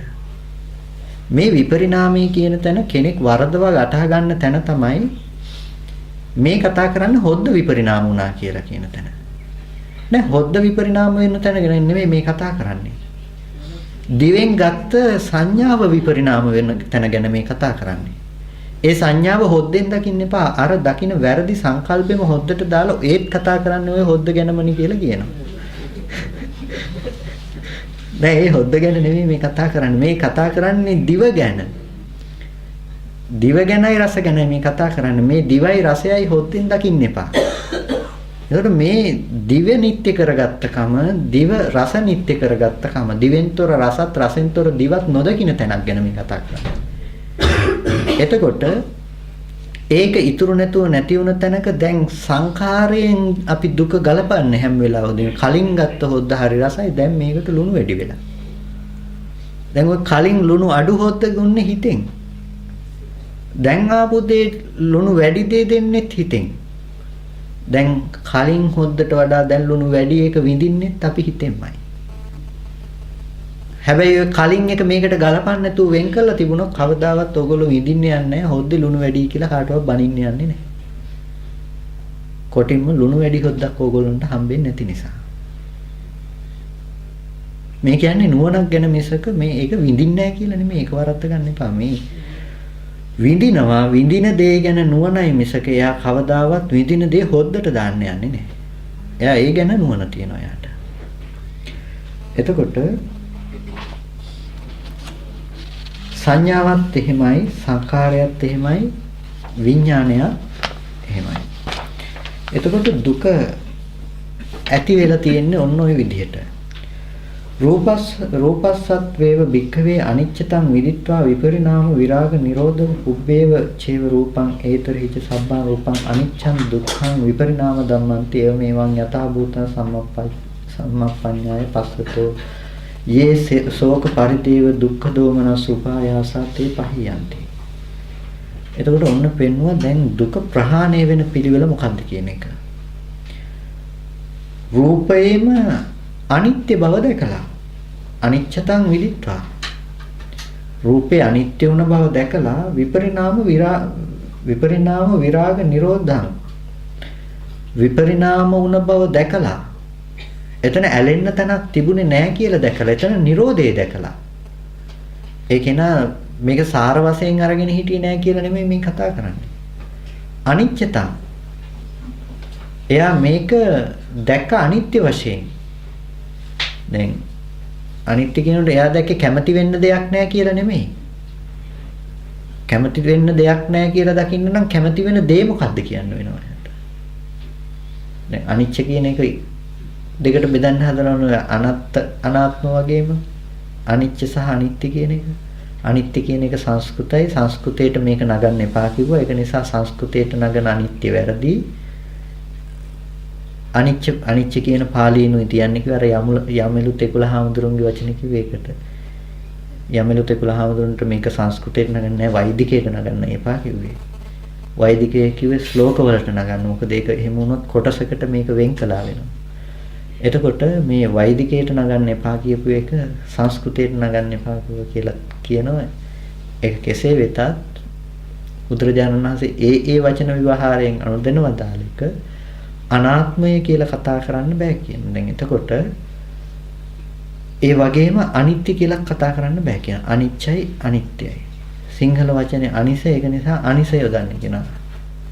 අනිත්‍ය අනිච්ච අනිස. එකම පදේ බිඳිලා යන වාග් විද්‍යාත්මක ස්වභාවය. එතකොට දැන් මේ අනිත්‍ය කියලා කියනකොට හැම වෙලාවකදීම අනිච්ච කියලා කියනකොට මේ කැමැති නොවෙන්න අර්ථයෙන් ගත්තොත් ඕගොල්ලන්ට පෙන්වන්න වෙන එක දෙයක්. ඒ තමයි ඔය කැමැති නොවි ඉන්න හදන්නේ කෝකටද කියන එක. අර පහන් දැල්ලේ උපමාව හොඳට අරගෙන බලන්න ඕගොල්ලෝ ඔය කැමැති නොවි ඉන්න හදන්නේ කොයි පහන් දැල්ලටද? පහන් දැල්ල නිවුනහම දුක් විඳින ඕගොල්ලෝ දැන් පහන් දැල්ලට කැමැති නොවි දුක නැති කරන්න හදනවා. ඕගොල්ලෝ කැමැති නොවි ඉන්න හදන්නේ කොයි පහන් දැල්ලටද? කොයි තප්පරේ කොයි මොහොතේ තිබුණ පහන් දැල්ලටද ඔය කැමැති නොවි ඉන්න හදන්නේ? ඔන්න කැමැති නොවි ඉන්න හම්බෙන්නේ නැහැ. ඔකේ අනිත්‍ය නොදැක්කොත් ඕගොල්ලෝ අනිවාර්යෙන් කැමැති වෙනවමයි. පහන් දැල්ලට කැමැති වෙනවමයි අනිවාර්යෙන් ඒකේ අනිත්‍ය නොදැක්කොත්. ඔගොල්ලෝ පහන් දැල්ලට පහනට කැමති නැති වෙන්නත් පුළුවන්. දැල්ල එපාම කියන්නත් පුළුවන්. ඒත් ඔගොල්ලෝ පහන් දැල්ලට කැමති වෙලා. ඇයි?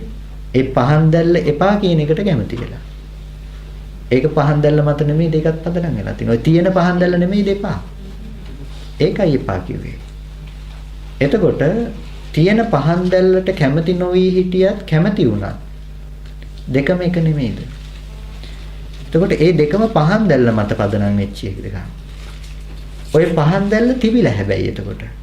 ඔය පහන් දැල්ල නොහට ගන්න බවටයි අනිත්‍ය කියන වචනේ යොදන්නේ. එතකොට අහන්න වෙන ප්‍රශ්නේ කොයි මොහොතේ තිබුණු පහන් දැල්ලද ඔය කැමති වෙන්න එපා කියන්නේ? කැමති වශයෙන් ගන්න එපා කියන්නේ කොයි මොහොතේ තිබුණු පහන් දැල්ලටද? අපිට කොයි මොහොතේ තිබුණු පහන් දැල්ලද කියලා පහන් දැල්ලක් පනවන්න තැනක් නෑ වගේ. ඔය කොයි මොහොතේ තිබුණු රූපයටද කතා කරන්නේ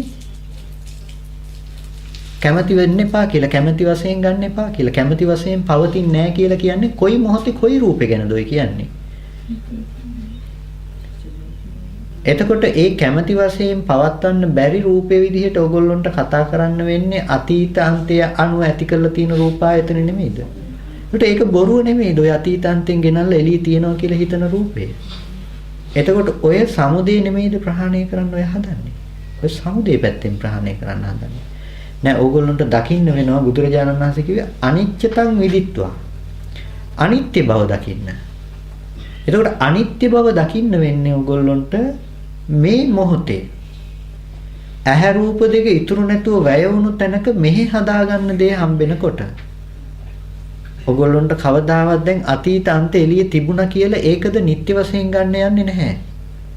අතීතෙත් සිද්ධ වුණා නම් සිද්ධ වුණේ මේ කාරණාවමයි කියලා දකිනවා. ඒ අතීත ඇහක් තිබුණා නම් අතීත ඇහෙනොත් මේ දැන් මිදෙන්නේ. අනාගතය ගැන ඔයගොල්ලන්ට ප්‍රණිති තියෙනවා නම් අනාගතෙත් ඔයගොල්ලන්ට මේ ධර්මතාවමයි කියන එක තියෙන්නේ. ඇහි අනාත්මය ගැන කතා කරන්නේ. කොයි වෙලාවකවත් බුදුරජාණන් වහන්සේ කිව්වේ නෑ මේසේ අනිත්‍යයි, මේ මහණෙනි ඇස අනිත්‍යයි, මේසේ අනිත්‍යයි, ඇහැ දැනගත්ත හිත අනිත්‍යයි කියලා. ඇස අනිත්‍යයි, රූපය අනිත්‍යයි, චක්කු විඤ්ඤාණය අනිත්‍යයි කියලා කිව්වේ. ඇහැයි රූපයයි චක්කු විඤ්ඤාණය කියන තුන් දෙනාගේ අනිත්‍ය ගැන කතා කරනකොට ඔය රූපය කියලා කතා කරන තැන ඔයගොල්ලන්ට කොයි වෙලාවකවත් හම්බෙන්න බෑ මේස ගස්කල් ගෙවල් දොරව. ඔය මේස හදාගත්තේ ගොඩක් පස්සේ ආපහු. රූපය අනිත්‍ය වුණ තැනක තමයි මේසෙ හදාගත්තේ. රූපස්කන්ධය ඉතුරු නැතුව නැති වුණු තැනක. රූපස්කන්ධය කියන එකයි ඇහැ රූප දෙක ගැන කතා කරන තැන කතා කරන්නේ රූපස්කන්ධය. එතකොට මේස ගැන කතා කරන්නේ උපාදානස්කන්ධය. එතකොට මේ කතා කරන්නේ හැම වෙලාවකදීම ඇහැ රූප දෙක වැය වුණු තැනක ඉතුරු නැතුව නිරුද්ධ වුණ තැනකයි උපාදානස්කන්ධය හදාගත්තේ. ඒකට දැන් මේ කියලා තියෙන උපාදානස්කන්ධයේ පිහිටන්න තැන නෙමෙයිද මේ නැති කරලා තියෙන්නේ හිමීට. ඔය උපාදානස්කන්ධයේ පිහිටුවේ මේසය කියලා ගන්න උපාදානස්කන්ධයේ පිහිටා සිටියේ ඔය ඇහැ රූප දෙක නිත්‍ය වශයෙන් ගත්ත තැනක. ඇහැ රූප දෙක තියනවා කියලා ගත්ත නිත්‍ය වශයෙන් ගත්ත ඒ තැනක තමයි මේ සංඥාව විපල්ලාසයේ විපරීත දේ එළඹ සිටියේ.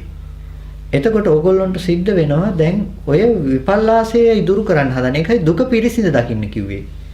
සමුදය සත්‍ය ප්‍රහාණය කරන්න කියන්නේ නැතුව බුදුරජාණන් වහන්සේ දේශනා කළේ මහණෙනි දුක පිරිසිඳ දකින්න. ඇයි? සමුදය සත්‍ය නැති කරන්න කිව්වොත් මේ මාර්ගයේ ස්වාක්ඛාත වෙන්නේ නැහැ. සමුදය සත්‍ය අහුවෙන්නේ නැහැනේ අපිට. අපිට අහුවෙන්නේ මේසෙට කරන තණ්හාවනේ. මේසෙට කරන තණ්හාව, සද්දෙට කරන තණ්හාව, ගන්ධයට කරන තණ්හාව, රසයට කරන, ස්පර්ශයට කරන තණ්හාව ඔය තියනවා කියලා හිතාගත්ත දේ බොරුව මත පදනම් වුණ තණ්හාවක්. කොටිම කියනවනම් ඒ තණ්හාවත් බොරුවක්. ඒක සමුදේ සත්‍ය කිව්වේ නෑ. ඒක සමුදය. සමුදේ සහ සමුදේ සත්‍ය දෙකට බෙදන්නේ ඒකයි. ඒක සමුදේ මිසක සමුදේ සත්‍ය නෙමෙයි. සමුදේ සත්‍ය අපිට නොපෙනෙන ස්කන්ධ ටිකට කරන තණ්හාව. එතකොට ඒ ස්කන්ධ ටිකට කරන තණ්හාව අහුවෙන්නේ අපිට. මම අහන්නේ ඔයගොල්ලෝ කවුද රූප උපාදානස්කන්ධයට චන්දරාගය ඇති කරගත්තේ, වේදනා උපාදානස්කන්ධයට, සංඥා උපාදානස්කන්ධයට, සංකාර උපාදානස්කන්ධයට, විඥාන උපාදානස්කන්ධයට? ඕගොල්ලෝ තණ්හා කරන්නේ පේන රූප, ශබ්ද, ගන්ධ, රස, ස්පර්ශ ටිකට මිසක මම උපාදානස්කන්ධයට තණ්හා කරමින් කියලා කවුරුත් තණ්හා කරනවද? මන් දන්නේ මන් නම් කරන්නේ. අපිට හම්බෙන්නේ හැම වෙලාවකදීම සමුදේ මිසක සමුදේ සත්‍ය කියන මට්ටම නෙවෙයි. ඒකයි ඒක පෙර නොඇසු විරු දහම්මසක් විදිහටම පහළුනේ. ලෝකෙටම අහුවෙලා තිබුණ සමුදය, හැබැයි සමුදේ සත්‍ය හසු වෙලා තිබුණේ නැහැ. ඔය හසු වෙන්නේ නැති සමුදේ සත්‍ය දුරු කරන්න කිව්වොත් මාර්ගයේ සවක්කාත වෙන්නේ නැහැ. මම ඔයගොල්ලන්ට කියනවා අර බිත්තියයින් ඉන්න අමනුස්සේ පොඩ්ඩක් එලෝලා එන්නකෝ කියලා. දැන් ඕගොල්ලන්ට පුළුවන් ද ගිහිල්ලා එලෝලා එන්න? ඔගොල්ලෝ කොහොමද අමනුෂ්‍යයා ගියා කියලා දන්නේ? කොහොමද අමනුෂ්‍යයා ඉන්නවා කියලා දන්නේ? කොයි අමනුෂ්‍යයද එලවන්න හදන්නේ? ඔගොල්ලන්ට ඒක පේන්නේ නැහනේ. ඒ වගේ ඔගොල්ලන්ට නොපෙනෙන සමුදය සත්‍යයක් දුරු කරන්න කිව්වොත් එහෙම ඔගොල්ලෝ ඒ නොපෙනෙන සමුදය සත්‍ය කියලා අල්ලගන්න හදන්නේ මොකද්ද? මොකද්ද දුරු කරන්නේ? ඔගොල්ලන්ට ඒක පේන්නේ නැහනේ. එහෙම වුණොත් මේ මාර්ගයේ ස්වාක්ඛාත වෙන්නේ නැහැ. ඒක නිසා තමයි බුදුරජාණන් වහන්සේ සමුදය සත්‍ය දුරු කරන්න කිව්වේ නැහැ කොයි වෙලාවකවත්. දුක පිරිසිඳ දකින්න කිව්වා. දුක පිරිසිඳ දකින්නකොට ඔය උපාදානස්කන්ධ ටික හදාගන්න තැන පතිත කරන භූමිය ඔය නැති කරන්නේ. දුක පිරිසිඳ දකින්න තියෙන්නේ. එතකොට දුක පිරිසිඳ දකින්න යනකොට ඔයගොල්ලන්ට ඔය උපාදානස්කන්ධ ටික ඇති කරගන්න හේතුව නැහැ. මෙහි මේසෙ කියන දේ හදාගත්තේ ඔයගොල්ලන්ට හම්බුනේ එළියේ තියෙන මේසෙමයි. එහෙම නෙමෙයිද? අපිට දකින්න දෙයි දැනගන්න දෙයි දෙකක් වෙලා නැහැ. අපි දැනගන්නේ එළියේ තියෙන මේසේ. තියෙන මේසෙමයි අපිට හම්බෙන්නේ. ඔය තියෙන බවට ගත්ත මේසේ කියන එක වැරදි කියලා බුදුරජාණන් වහන්සේ අපිට පෙන්වුවේ. එතකොට තියෙන බවට ගත්ත මේසේ වැරදි. එහෙනම් පැවතිලා තියෙන්නේ ස්කන්ධ ටිකක්. ඒ ටික ඉතුරු නැතුව නැති වුණු තැනක මෙහි හදාගත්ත ටික වැරද්ද. එතකොට දැන් ওই වැරද්ද දුරු කරන්න කිව්වේ නැහැ. අපිට කිව්ව මේ ටික ඉතුරු නැතුව නැති වුණු තැන ටික දකින්න. දුක්ඛ සත්‍ය පිරිසිඳ දකින්න. ඇහැ රූප දෙක ඉතුරු නැතුව නැති වුණු බව දකිනකොට කොයි මොහොතේ හදාගත්ත මේසේ ගැනද ඔබ කතා කරන්න යන්නේ? මේසේ කියන එක ගැන පදනමක් නැති වෙලා නේද? කලින් හදාගත්ත මේසේ ගැන කතා කරනවා නම් කලින් දැකපු වර්ණ සටහනත් ඇහැ රූප දෙක ඇති කල්හිම ඔයගොල්ලෝ මෙහි හදාගත්ත මේසේ. ඔයගොල්ලන්ට අන්තිමේටම මේසේ කියන දේ අතීතේවත් වර්තමානේවත් අනාගතේටවත් මේසයක් පණවන්න බැරි වෙලා තියෙනවා. දැන් අන්තිමේටම මෙහි උපාදානස්කන්ධේ පතිත කරන්න එළිය දෙයක් හම්බෙන්නේ නැහැ. ඔයගොල්ලෝ ස්කන්ධ ටික පිරිසිඳ දැකලා. එතකොට ඔයගොල්ලෝ ස්කන්ධ ටික පිරිසිඳ දකිනකොට ඔයගොල්ලන්ට හසු වෙන්නේ හිත තුලම හදාගෙන හිත තුලම නැති වෙලා යන ධර්මතා ටික. ඒ ධර්මතාවයේ හම්බුනොත් තමයි විපරිණාම ධම්මං විරාග නිරෝධං. අරක වෙනස් වෙන එකක්. ඒ වගේම මේකේ ඇලෙන්න බැරි නැති වුණ දෙයක්.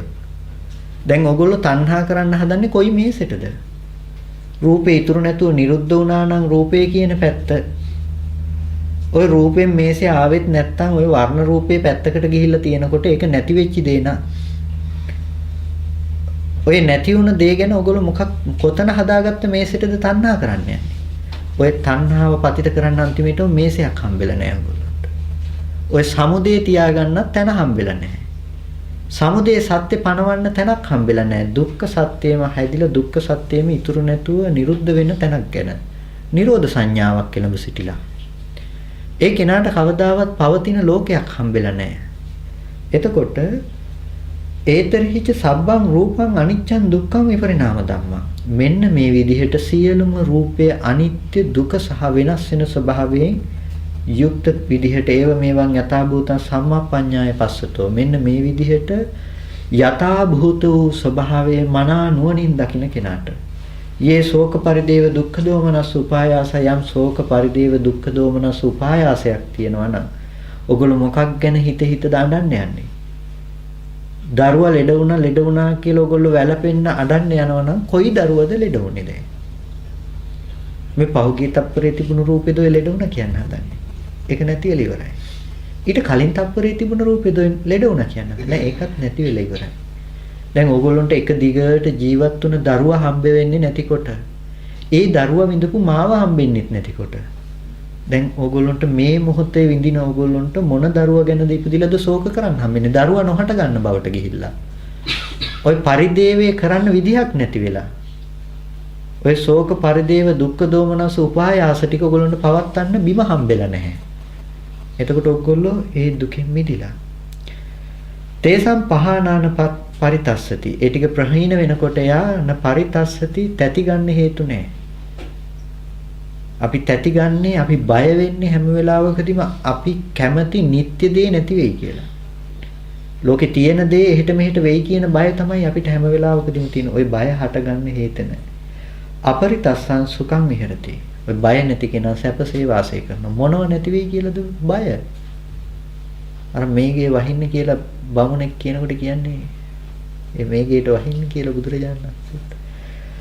එතකොට හැම වෙලාවකදීම බමුණ ගොවිතැන් ටික කරලා ඔක්කොම ටික හොඳට පැත්තකින් අරගෙන තියලා මේගේ වැස්සට කමක් නැහැ කියනවා. බුදුරජාණන් වහන්සේත් කියන වැස්සට කමක් නැහැ. මොකද බමුණට දැන් නැති වෙන්න දෙයක්වත් නැහැ. බුදුරජාණන් වහන්සේට සියල්ලම නැති වුණ නිසා හට ගන්න දෙයක් නැති නිසා වැස්සට ගාණක් නැහැ.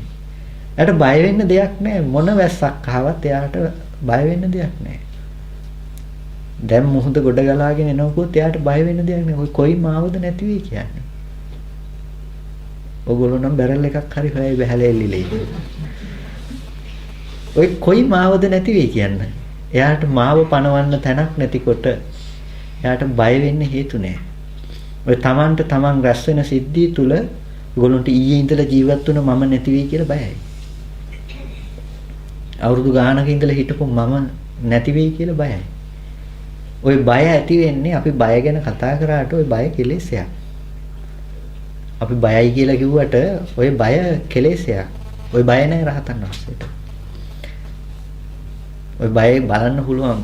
හැබැයි ඔක බලන්න පුළුවන් හොඳට පිටිපස්සෙන් බෆල් එකක්වත් දාලා තියන්න ඕනේ. එකපාර ලොකු සද්දයක් කරන්න ඕනේ. ඒකට ගැස්සිලා බලන්නේ නැද්ද කියලා. සමහර ලාවට එහෙම වෙනවා. දැන් බණ කියන්නේ එහෙම ගියාම මොකක් හරි කෙනෙක් අතින් වැරදීමක් කියලා මේ හොඳට බණ අහා ඉන්නලාට වැටෙනකොට ගැස්සිලා ගිහිල්ලා බලනවා පිටිපස්ස. ඇයි ගැස්සෙන්නේ? බය අපි නොදැන අපි සද්දෙට ගැස්සෙන්නේ ආත්ම දිට්ඨිය වැඩි අපිට ආත්ම දිට්ඨිය නිසා. හැබැයි ওই ආත්ම දිට්ඨිය උඩරිම වැඩි මට්ටමටම ගිහුවම එයාත් ටිකක් බය වෙන්නේ නැහැ. මම බය නේද එහෙම? ඒ සංකල්පය නිසා එයා බය වෙන්නේ. අස්මිමානේ වැඩි නිසා ආජනීය ආශ්‍රය අකුණු හඬට හෙල්ලෙන්නේ නැහැ කියන්නේ. එයා මොන හයියෙන් අකුණක් ගැහුවා තියසර සිංහය අකුණු හඬට ගැස්සෙන්නේ නැලු. ඒක මේ මම බය වෙනවද ඒකට? එයා දකින්නේ ඒකෙන්. රහතන් වහන්සේ අස්මිමානේ සම්පූර්ණම දුරු කරපු නිසා. අය බය වෙන්න කෙනෙක් නැහැ. මගෙන් තොර සද්දෙන් තොර තමාවත් මනින්න හම්බෙන්නේ නැහැ. එතකොට දැන් සද්දය ඇහෙන මොහොතේදී Taman ජීවිතයේ වුණ බවට නුවණ උපද්දගත්ත රහතන් වහන්සේට මොන සද්දෙටද බය වුනේ? බය වෙන්න කෙනෙක්වත් බය වෙන්න සද්දයක්වත් නැතිකොට සද්දේ ජීවිතේ වෙලා තියෙනකොට සද්දෙත් එක්කම Taman ඉපදුන බව දැනගත්ත කෙනාට Tamanට Taman බය වෙන්න හේතුවක් නැහැ.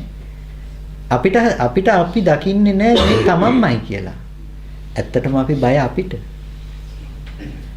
අපි ඇත්තටම කැමති අපිට වගේම අපි ඇත්තටම බයත් අපිටමයි. අය ස්කන්ධ ටිකට නෙමෙයිද ඔය උපදින Taman බය වෙලා තියෙන්නේ. ඔය බය අපිටමයි නැත්නම් වෙන කෙනෙකුට නෙමෙයි. අපි හිතුවට ඕක වෙන කෙනෙක් පැත්තට දැම්මට අපි බය අපිටමයි. ඉතින් ඕක අවබෝධ කරගත්ත රහතන් වහන්සේ Tamanට Taman බය වෙන්නේ නැහැ. ඒක නිසා හැම වෙලාවකදීම එයා බය නැතුව ලෝකේ වාසය කරනවා. සුඛං විහෙරති. සුඛං විහෙරම් බික්ඛු තදංග නිබ්බුතෝති උච්චති. ඒ කෙනාට කියනවා තදංග නිබ්බුතටපත් වුණ නිවුණ කියලා ඒ කෙනාට. එතකොට නිවුණ කියලා කියන්නේ මේ කෙලෙස් පරිණිරවාණයෙන් නිවුණා. තාම ස්කන්ධ ටික පරිණිරවාණයට ලක් කරේ නෑ. ඒ කෙනා තදංග පරිණිබ්බුතෝ. ඒ ටික ප්‍රහාණය කළා. හැබැයි ස්කන්ධ ටික නැවත නැවතත් පැවැත්වීම තියෙනවා. ගොඩක් වෙලාවට ගැටලුව තියෙනවා. සමහර අය ওই ප්‍රශ්නේ අහනවා. සමහර අය අහන්න නැතුව මෙතන හිර වෙන තැනක් කියලා හිතාගෙන ඉන්නවා. රහතන් වහන්සේ ඇහැ හදාගන්නේ කොහොමද කියන තැන. අපි නම් කියනවා භවපච්චයා ජාති. භවය නිසා ඇති දේ විඳින්න ඇහැ හදනවා. දැන් රහතන් වහන්සේට භවය නිසා ඇහැ හදන්න බෑනේ. රහතන් වහන්සේට ඇති බව කියන එක දුරුයි නම් රහතන් වහන්සේට ඇහැ හදන්න කියන එක ගැටලුව තියෙනවා. එතකොට හැම වෙලාවකදී මේක සම්මාදිට්ඨිපච්චය. සම්මාදිට්ඨි ප්‍රත්‍යයෙන් ඇත්ත ඇති හැටියට දකින්න තැනින් රහතන් වහන්සේට ඇහැපත් දන්නේ. ඒකයි රහතන් වහන්සේට ඔය අද කතා කරන භවාංග හිතත් පනවන්න බෑ කියලා කියන්නේ. අපේ භවාංග හිත අපිට පනවන්නේ භවයේ අංගයක් බවට පත් වෙලා. ඇති බවට ගත්ත කම නිසා තමයි අපිට භවාංග චලන භවාංග උපච්ඡේද ద్వාරාවජ්ජන දක්වා යන්න පුළුවන්කම තියෙන්නේ. ඒකට ඒ ඇති බවට ගත්ත කමේ ලක්ෂණය. හැබැයි රහතන් වහන්සේ ඔය ඇති බවට ගත්ත කමේ අවිද්‍යාව නිර්වශේෂයෙන් ප්‍රහාණය කරලා. ඒක නිසා ඇති දේ විඳින්න නෙමෙයි. අර දකින ඥාන දර්ශනීය උපදින්න පුළුවන් විදිහටම ඇහැ උපදිනවා. ඒ ඇහැ ඉපැද්දුවට රහතන් වහන්සේට ඒ ඇහැ ඒ නුවණට ඇහැක් විදිහට හම්බෙලා නැහැ. ඒකයි තියෙන වෙනස. අපිට උපද්දපු අපි විසින්ම හදාගත්ත ඇහැම වෙලා ඇත්ත වෙලා තියෙනකොට රහතන් වහන්සේට මේ නුවණින්ම හදපු ඇහැ ඉතුරු නැතුව නිරුද්ධ වෙන බවටම නැවත නුවණක් ගෙනල්ලා දීලා. ඒක නිසා රහතන් වහන්සේට ඇහි පැවැත්මක් නැහැ. ඒක නිසා රහතන් වහන්සේ ඇහැ පරිහරණය කරන්නේ නැහැ. අපි ඇහැ පරිහරණය කරන්නේ නැහැ කියන මට්ටමින් නෙමෙයි මේ කතා කරන්නේ. මේ ඇහැ අපි රූප බලන්නේ නැහැ කියන දේ නෙමෙයි රහතන් වහන්සේගේ මට්ටමින් කතා කරන්නේ. අපේ මට්ටමින් පුද්ගල භාවයේ ඉඳලා අපි කතා කරන්නේ. කියන්නේ කොටිම මේ කෝප්පෙට එහා පැත්තේ ඉඳලා කතා කරන අපිට රහතන් වහන්සේත් තව එක පුද්ගලයෙක්. ඒ පුද්ගල භාවයේ ඉඳලා කතා කරොත් ඇත්තටම රහතන් වහන්සේ රූප බලනවා. හැබැයි රූප බලනවා කියන එක රහතන් වහන්සේගේ පැත්තේ ඉඳලා කතා කළොත් රහතන් වහන්සේ කවදාවත් රූප බලලා නැහැ. ඇයි? අපිත් ඇත්තම කතාව රූප බලලා නැතිකොට ඒ රහතන් වහන්සේ ගැන අමුතුවෙන් කතා කරන්නේ. අපි රූප දැනගෙන තියෙනවානේ. අපි රූප බලපු මොහොත ගැන අපිට දැනගන්න විදිහක් නැහැ. ඒක ජීවිතේට බය වෙලා. අපිත් රූපේ කෝප්පේ ඕගොල්ලෝ දකින්නවද මේ දැනගන්නවද? කෝප්පේ කියලා මේ දැනගන්න මොහොත අපිත් රූපේ දැකලා නැහැ දැනගෙන තියෙන්නේ. අපි වැරදිවට දැක්කතේ ඇත්ත විදිහට ගන්නකම තියෙන්නේ. රහතන් වහන්සේට ඕක ගැන හොඳට නුවණයි. ඒක නිසා දිත්තේ දිත්තමත්තම් කරලා. දැක්ක දේ එතනින් ඉවරයි. එතකොට මෙහි හදාගත්ත කෝප්පේ ඉපදි නැතුව ඉතුරු නැතුව නිරුද්ධ වෙන එක හම්බෙලා තියෙන්නේ. ඒක නිසා ඔය අපරියාපන්න භූමියම පනවන්නේ ආයතන දෙකකින්. ධම්මායතනය මනායතනයයි. මෙහෙම ඉපදිලා මෙහෙම නිරුද්ධ වෙන ධර්මතාවයක්. ඒක නිසා රහතන් වහන්සේට අනිත් ආයතන එකක්වත් පනවන්නේ. ඒ නුවණ නිසා. අපිටයි පනවන්නේ චක්කායතන, සෝතායතන, ගාහනායතන කියලා ඔක්කොම පනවන්නේ යන්නේ. රහතන් වහන්සේට ඒ ආයතන ටික නැහැ, මනායතනේ ධම්මායතනේ. ඒ තැන හටගෙන නිරුද්ධ වෙන මෙහි විඳින දේ ගැන නුවණ. හැබැයි ඒකද ඉතුරු නැතුව නිරුද්ධ වෙන දැනට නුවණ. ඒ ආයතන දෙකේද Nirodhe සාක්ෂාත් කරලා. එතකොට ඒ කරුණු ටික පැහැදිලිද? මොකද ඔය අත්දීප සූත්‍රය තමයි ගොඩක් වෙලාවට අරගෙන බෙදන්න යන්නේ මේ රූපය වෙනස් වෙනවා කිව්වහම මේ සාර වශයෙන් ගන්නෙ නැති තැනටයි මේ අත්දීප සූත්‍රයේ කරුණු පැහැදිලි කරන්න කියලා. ඉතින් ඔය ටික වැඩිපුර පැහැදිලි කරන්න හේතුන ඔයගොල්ලන්ට ළඟදී මම සාර වශයෙන් ගන්න එක අහන්න ලැබෙන නිසා ඉතින් ඔය ගැන පැහැදිලි කරලා තිබුණාම ටිකක් තේරුම් ගැනීමේ පහසුවක් තියෙනවා අහන කෙනෙකුට. ඉතින් නිකන් මග වරද්ද ගන්නවට වැඩිය හොඳයි නේ අපි දැන දැනත් ගියේ එකට කියලා හිතාගන්න එක මග වරද්ද ගත්ත දැන දැනත් කියන එක.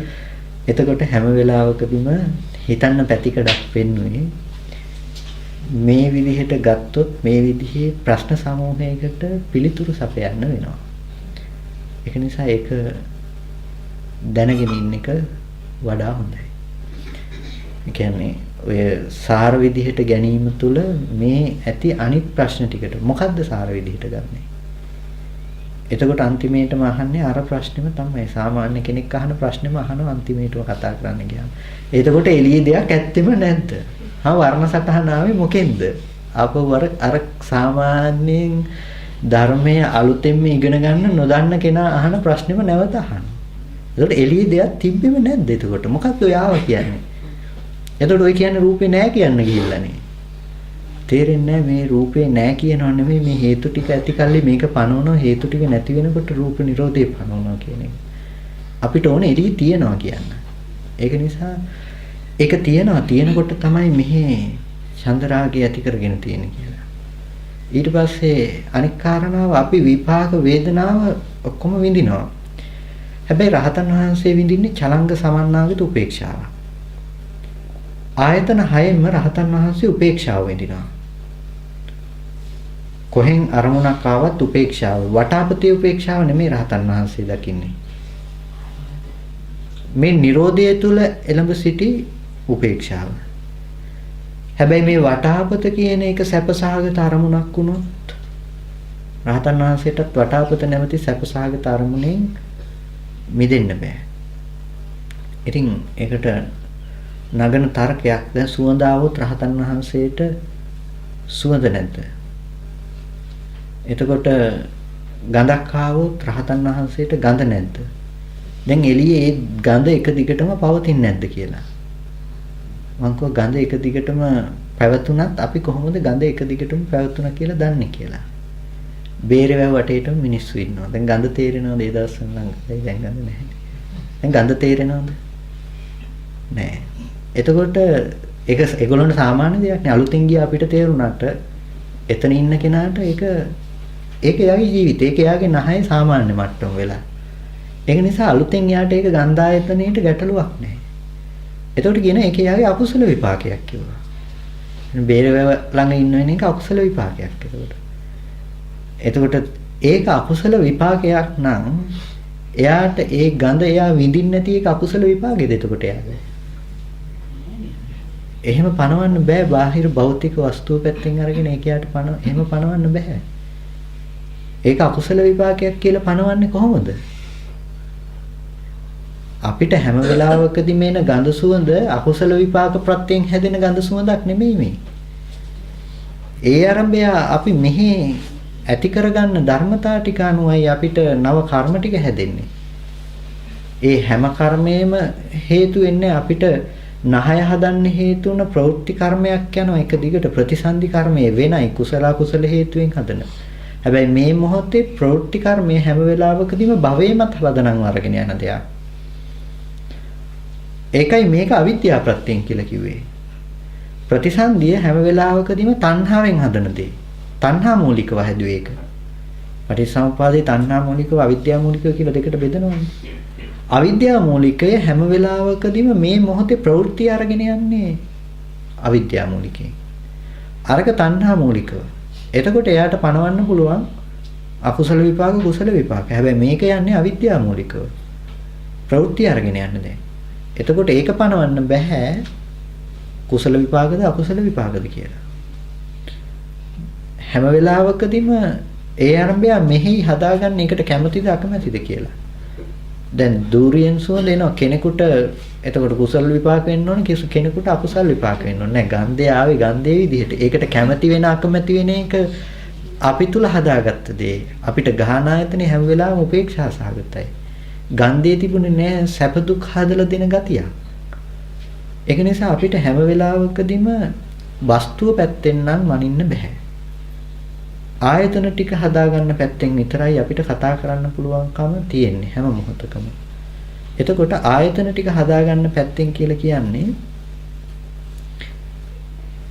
මේ වටාපත ගැන හිතලා සතුටු වෙනකම රහතන් වහන්සේට නැහැ. ගන්ධය ගැන හිතලා සතුටු වෙනකම රහතන් වහන්සේට නැහැ. ඒ සැපසහගත ඒ ගන්ධයේ විඳින්න කම රහතන් වහන්සේට නැහැ. ඒ කියන්නේ ඒකේ සැප තේරෙන්නේ නැහැ කියලා. ගන්ධයේ සුවඳ තේරෙන්නේ නැහැ කියලා.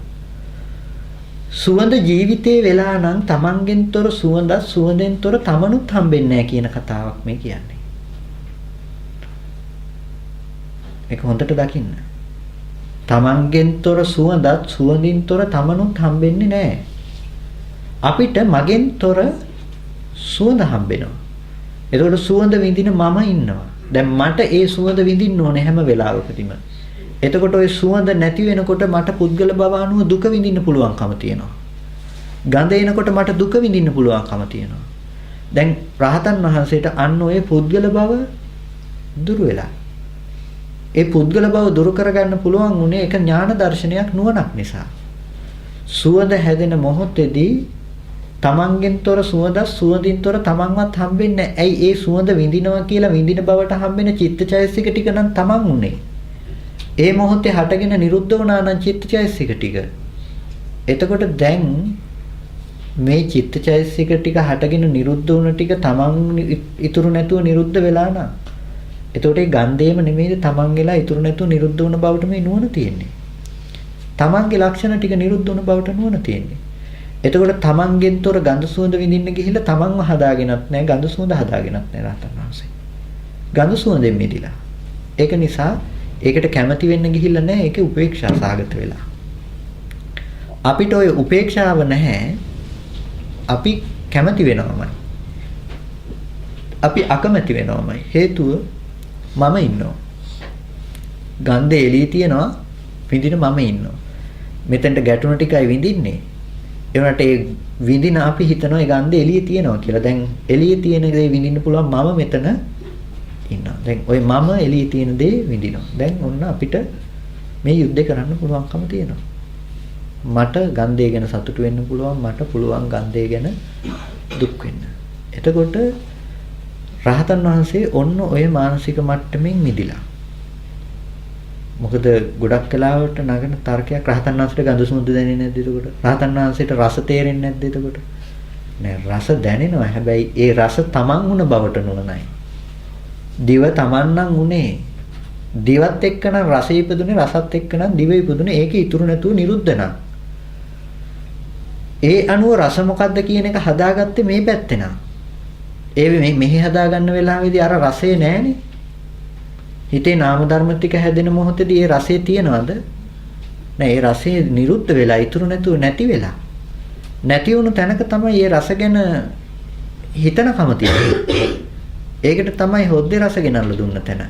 මේ පැත්තෙන් ඇති කලේ හොද්දේ රස ටික.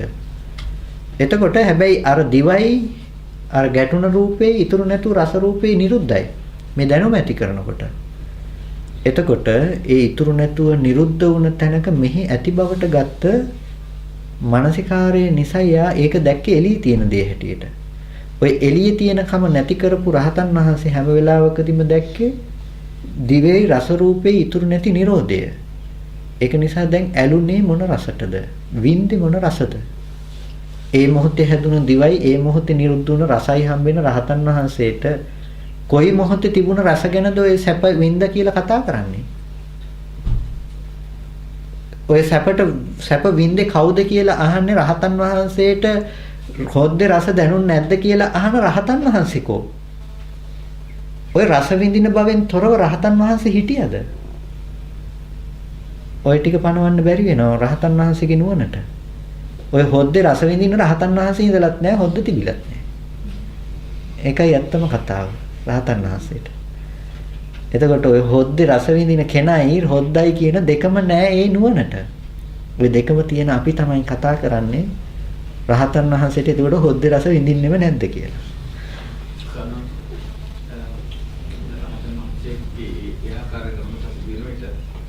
වේදනාව අනුසාරයෙන් එනවීමක් ගියේ නැහැ කී මන්නේ පදුරට උපේක්ෂාව ආරූපේක්ෂාව කියන දරකවල තුලම හිත පිටන්නේ.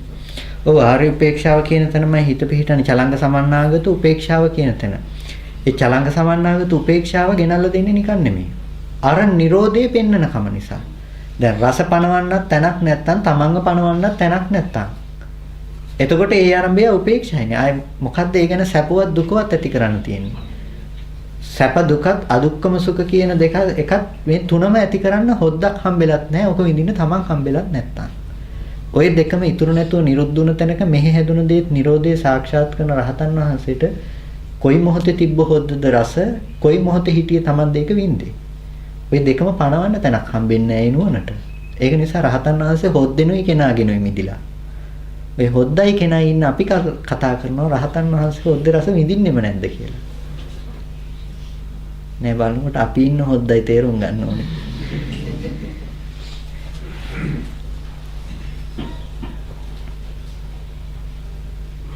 ප්‍රශ්න ගැටලු තියෙනවද එතකොට ඒ ටිකෙන් අහන්න.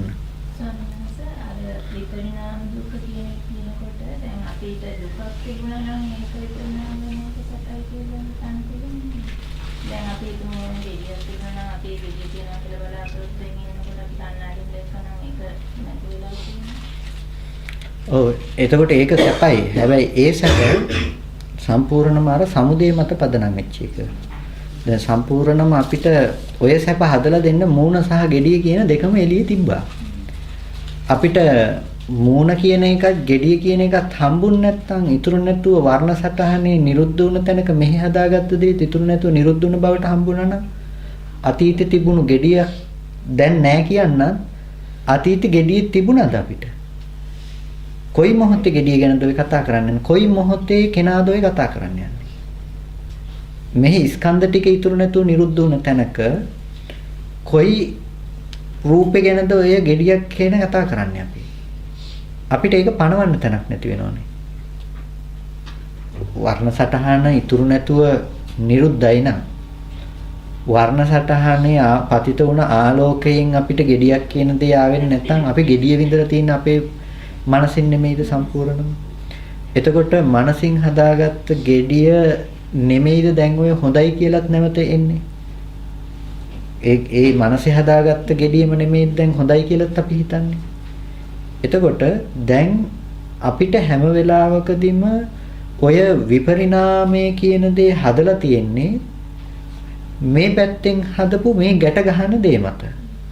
එතකොට ඔය විපරිණාමය කියන එක එළිය පැත්තෙන් දකින්න ගියොත් හැම වෙලාවකදීම දුකයි සැපයි කියන දෙකම හම්බ වෙනවා අපිට. gediya හොඳ වුණ දුක විඳින්නත් පුළුවන්, gediya ඇති වෙන gediya හොඳ වුණ සැප විඳින්නත් පුළුවන්, gediya ඇති වෙන දුක විඳින්නත් පුළුවන් අපිට. ඇයි මේ දෙකම එළිය හම්බ වෙනවා. හැබැයි මේ හම්බෙන්නේ ඇයි? නිත්‍ය සංඥාව මත පදනම්ව. දැන් මට පුළුවන් gediya ගැන කතා නොකර gediyen මිදෙන තැනට යන්න.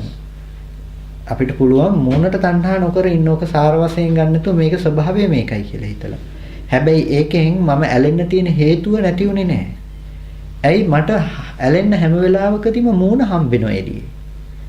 එළියේ හම්බෙන මූණ තුල හැම වෙලාවකදීම මට මාව මෙහි ඉන්නවා සහ මූණක් පේනවා. මූණ බලන්න පුළුවන් මම ඉන්නවා. දැන් හැම වෙලාවකදීම මෙයාට දකින්න පුළුවන් මූණ තියනවා කියන තැන නিত্য වුණ මූණ කියන සංඥාව තියෙනවා. රූපය අනාත්මයි කියන තැන අනිත්‍යයි කියන තැන එයාට එළඹ සිටලා නැහැ. ඒ නැති බව නිසා එයාට නিত্য බවට එළඹ සිටි බව තියෙනවා. දැන් ඕගොල්ලන්ට ඔක්කොටම මතක් කරගන්න පුළුවන් නේ තමන්ගේ මූණ. කන්නඩිය හරි මතක් කරගන්න ඕනේ මූණ කියලා හිතාගෙන. දැන් අපි ඔන්න මූණ කියලා මතක් කරගන්න. අපි මේ මතක් කරගන්නේ වර්ණ සටහන් ටික. එතකොට වර්ණ සටහන මතක් කරගන්න අපි හිතා ගන්නවා මූණ මතක් කරගත්තයි කියලා. දැන් ඒ වර්ණ සටහන මේ මොහොතේ තියෙන එකද? මේ මොහොතේ නැති ඉතුරු නැතුව නැති වුණු වර්ණ සටහන ගැන හිතලා නෙමෙයිද මේ මූණ ගැන මතක් කරගන්නේ. දැන් අපි gediyak තියෙන මූණ මතක් කරගන්නවා. ඒද අපි අපේ මනස ගැන නෙමෙයිද ඔය මතක් කර කර දුක් විඳින්න යන්නේ. අපි අපේ මනස ගැන හිතයි සැප විඳින්නෙත් ලෝකේ දුක විඳින්නේ. හැබැයි ඒක අපි දාන්නේ භෞතිකයට එළිය පැත්තට. එතකොට තමයි අපිට ලෝකේ අනුව සැප දුක විඳින්න යන්නේ. අර ඊයේ කෙනෙක් කිව්වා. ඇත්තටම අපිට සියලුම දේ සම්පූර්ණ සැප තියෙනවා නම් ඇයි නිවන් දකින්න යන්නේ කියලා. ඇත්තටම ඇයි නිවන් දකින්න යන්නේ? මන්නම් කො මට නම් නිවන් දකින්න ඕනේ නැහැ කියලා. මොනවා කියන්නේ? මං කො මට නම් නිවන් දකින්න ඕනේ නැහැ කියලා. මට නම් නිවන් දකින්න කිසිම උවමනාවක් නැහැ. මං කො මට ඕනේ එක දෙයයි. මේ මෝඩකමෙන් ටිකක් අයින් වෙන්න. රත්තරනොත් විඳිනවා. ඒ රත්තරන් විඳින මානසික මට්ටමේම අපි ජීවත් වෙනවා. එතකොට පාරායිනේ තියෙන වැල්පොටක් කරේ දාගෙන ගියොත් කෙනෙක් අපි කියනවා පිස්සු කියලා. ඉතින් ඒ වැල්පොට ඒ මනුස්සයට වටිනවනේ. දැන් රත්තරන් මාලේ අපිට නෙමෙයිද වටින්නේ? අපි නෙමෙයිද වටිනාකම දුන්නේ? ඒකේ වටිනාකම මට වටින නිසා මම දාගෙන යනවා. වැල්පොට වටින මනුස්සයා වැල්පොට දාගෙන යනවා. එයාට ඒක වටිනවනේ අපිට නොවටුනට. ඉතින් එතකොට මේක වටිනවා කියලා කියන්නේ මේ මට තියෙන පිස්සුව ලෝක සම්මතයි. මේ මානසික රෝගයට සීල් එක ගහලා ලෝකෙම සම්මතයි මේක. ඒක නිසා අපිට මේක ලෝක සම්මත මානසික රෝගය නිසා ඔන්න මම රත්තරන් විඳිනවා. දැන් අරක ලෝක සම්මත නෑ. නමුත් ඇත්තටම මේ අනිත් අයත් වටිනවා කියලා හිතනවා කියලා හිතාගෙනනේ මම මේ ඉන්නේ. නැත්තම් ඇත්තම කතාව එයයි මෙයයි දෙන්නම එක සමානවනේ. එතකොට ඔය රත්තරන් විඳින ඔය මෝඩ මනසින් මිදෙන්න තිබුණා නම් මට ඒ ඇති මට නිවන් දකින්න ඕනේ. ඔය මෝඩකමෙන් මිදෙන්න තිබුණා නම් ඒකේ වරදක් නෑනේ. සසරේ දුකත් පසකින් තැබේවා. ඔය මෝඩකමෙන් මිදෙන්න තිබ්බනම් මේ මෝඩෙක් කියලා ඉපදිලා මෝඩෙක් කියලා මැරිලා යන්න ඕනේ නෑනේ. ඔය මෝඩකමෙන් මිදෙන්න තිබ්බනම් ඒ ඇති කියලා. ඒක නිසා අපිට දැන් හැම වෙලාවකදීම ඇති බවට ගත්ත සංකල්පයේ මතනේ දැන් අනිත් දේ ගැන හිතලා ඇති කරගන්න සංකල්පයේ මතයි අපිට ඒක සැප හෝ දුක බවට පත් වෙනවා. අපි හිතමු අපිට තුවාලයක් තියෙනවා. තුවාලය කියන එකේ දුක වේදනාව අපි විඳිනවා. දැන් ඇත්තම කතාව තුවාල වේදනාව විඳින තුවාල වේදනාව දැනෙන මොහොත වෙනකොට අපිට ඇත්තටම විඳි තුවාල වේදනාව කය පරිහරණයෙන් එන උපන් වේදනාව වින්දා. හැබැයි මේ වේදනාව අපිට ගෙනල්ලා දුන්නේ මේ අඩි 5ක 6ක ඇඟක මේ අතේ මේ ඇඟිල්ල කැපුණ එකේ මේ තුවාල වේදනාව දැනෙන්නේ. එතකොට ඔය එකම වේදනාව දෙපැත්තකින් වින්දා. මේ ඇඟට අතපය හදලා අතේ වේදනාවක් ස්පර්ශ ප්‍රත්‍යයෙන් හටගන්න වේදනාවක් කියන දෙකම වින්දා. දැන් ඔය ඇඟිල්ලේ තුවාලේ හොඳ වෙන එකත් අපිට විඳින්න පුළුවන් දෙකකින්. කොහොමද? අපිට විඳින්න පුළුවන් තුවාලේ හොඳ වුණා කියලා හිතලා විඳින්න පුළුවන්. අනිත් එක නම් අපිට විඳින්න බෑ ඇත්තටම. ඇත්තම කතාව ඒක නෙමෙයිද? දැන් ඔළුවේ කැක්කුම හොඳ වුණා කියලා ඔයගොල්ලෝ ඔළුවේ කැක්කුම හොඳ වුණා ඔළුවේ කැක්කුම විඳිනවද? දැන් ඔයගොල්ලන්ට 아무තු සැපයක් තියෙනවද මට ඔළුවේ කැක්කුම හොඳ වෙලා තියෙන්නේ කියලා? සැපේ නෑනේ. දැන් ඔයගොල්ලන්ට තුවාලේ නෑ කියලා ඔයගොල්ලන්ට 아무තු සැප තේරෙනවද? තුවාලේ නැති වුණු සැප ඔයගොල්ලෝ විඳින්නේ මනසින් විතරයි කියලා ඔයගොල්ලෝ දන්නවද?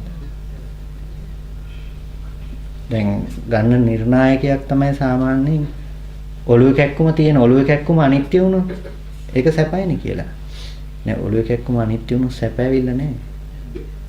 ඔළුව ඇත්ත කරගත්ත කම නිසා ඔළුවේ කැක්කුම නිත්‍ය කරගත්ත කම නිසා හිතලා මට අච්චර වේදනාවක් තිබ්බ දැන් මේ තිබ්බ වේදනාව දැන් නෑ. ඒ මත නෙමෙයිද ඔයගොල්ලන්ට විඳින්න වෙන්නේ. එතකොට ඒ ඔයගොල්ලෝ ඉඳලා තියෙන ඔයගොල්ලෝගේ මනසේ සංකල්පෙ නෙමෙයිද විඳින්න ගිහිල්ලා තියෙන්නේ. ඔළුවේ කැක්කුම හොඳ කාටවත් විඳින්න බෑ.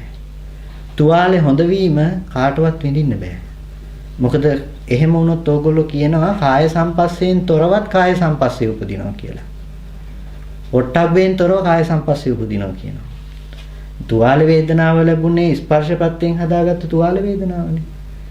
එතකොට මේක හොඳ වුණ සැප ඕගොල්ලෝ දැන් විඳිනවා නම් ඕගොල්ලන්ට තුවාලේ හොඳ වීමේ ස්පර්ශයක් කයට දැනෙන්න ඕනේ. එහෙම ස්පර්ශ ලෝකේ නෑනේ තුවාල හොඳ වීමේ ස්පර්ශ කියලා. ඒක විඳින්න පුළුවන් ඔයගොල්ලන්ට මනසින්. මට මෙච්චර තුවාලයක් තිබ්බා දැන් ඒක හොඳයි. දැන් එතකොට ඔයගොල්ලෝ විඳලා තියෙන සම්පූර්ණම මේ එකම වේදනාව ඔයගොල්ලෝ දුක විඳලා තියෙනවා දෙපැත්තකින් හැබැයි හොඳ විඳලා තියෙන එක පැත්තකින් විතරයි. ඒක සම්පූර්ණ මනෝ සම්පස්යෙන් ඔයගොල්ලෝ විඳලා තින්නේ. කය පරිහරණයෙන් එන වේදනාව දෙකකින් විඳලා තියෙනවා ඔයගොල්ලෝ. ස්පර්ශ ප්‍රත්‍යයෙන් හැදුණු වේදනාව සහ මනසින් හැදුණු වේදනාව. හැබැයි මේ මොහොතේ ওই වේදනාව දැනෙන මොහොතේ ඇත්තටම වේදනාව ඔයගොල්ලෝගේ ජීවිතේ වෙච්ච තැන. ඒ වේදනාව දැනෙන බව තමන් වෙලා තිබුණේ මොහොතේ. තමන්ගෙන් තොර කලේ ඔය කය හදපු වෙලාවේ. මගේ ඇඟිල්ලේ වේදනාව කියලා තමන්ගෙන් තොර වේදනාව පෙන්නුවේ නව කර්ම හදාගත්ත තැන ඒක. ඒක තමයි කෙලෙසේ. හැබැයි රහතන් වහන්සේට තමන්ගෙන් තොර වේදනාවක් වේදනාවෙන් තොර තමන්වත් හම්බෙන්නේ නැහැ. ඒක නිසා රහතන් වහන්සේ හැම වෙලාවකදීම ඔය කාට ඇති වුණ වේදනාව ගැන දැන් රහතන් වහන්සේ කතා කරන්න යන්නේ. ඒ මොහොතේ මේ තප්පරේ ඇති වෙන වේදනාව නම් ඒ වේදනාවම තමන් වෙලා ඉතුරු නැතුවම නිරුද්ධ වෙලා නම් තමන් වූ ස්කන්ධ ටික මත ප්‍රකට කරපු වේදනාව හම්බෙන රහතන් වහන්සේ මොන වේදනාවද නැති කරගන්න ඕනේ කියන්නේ.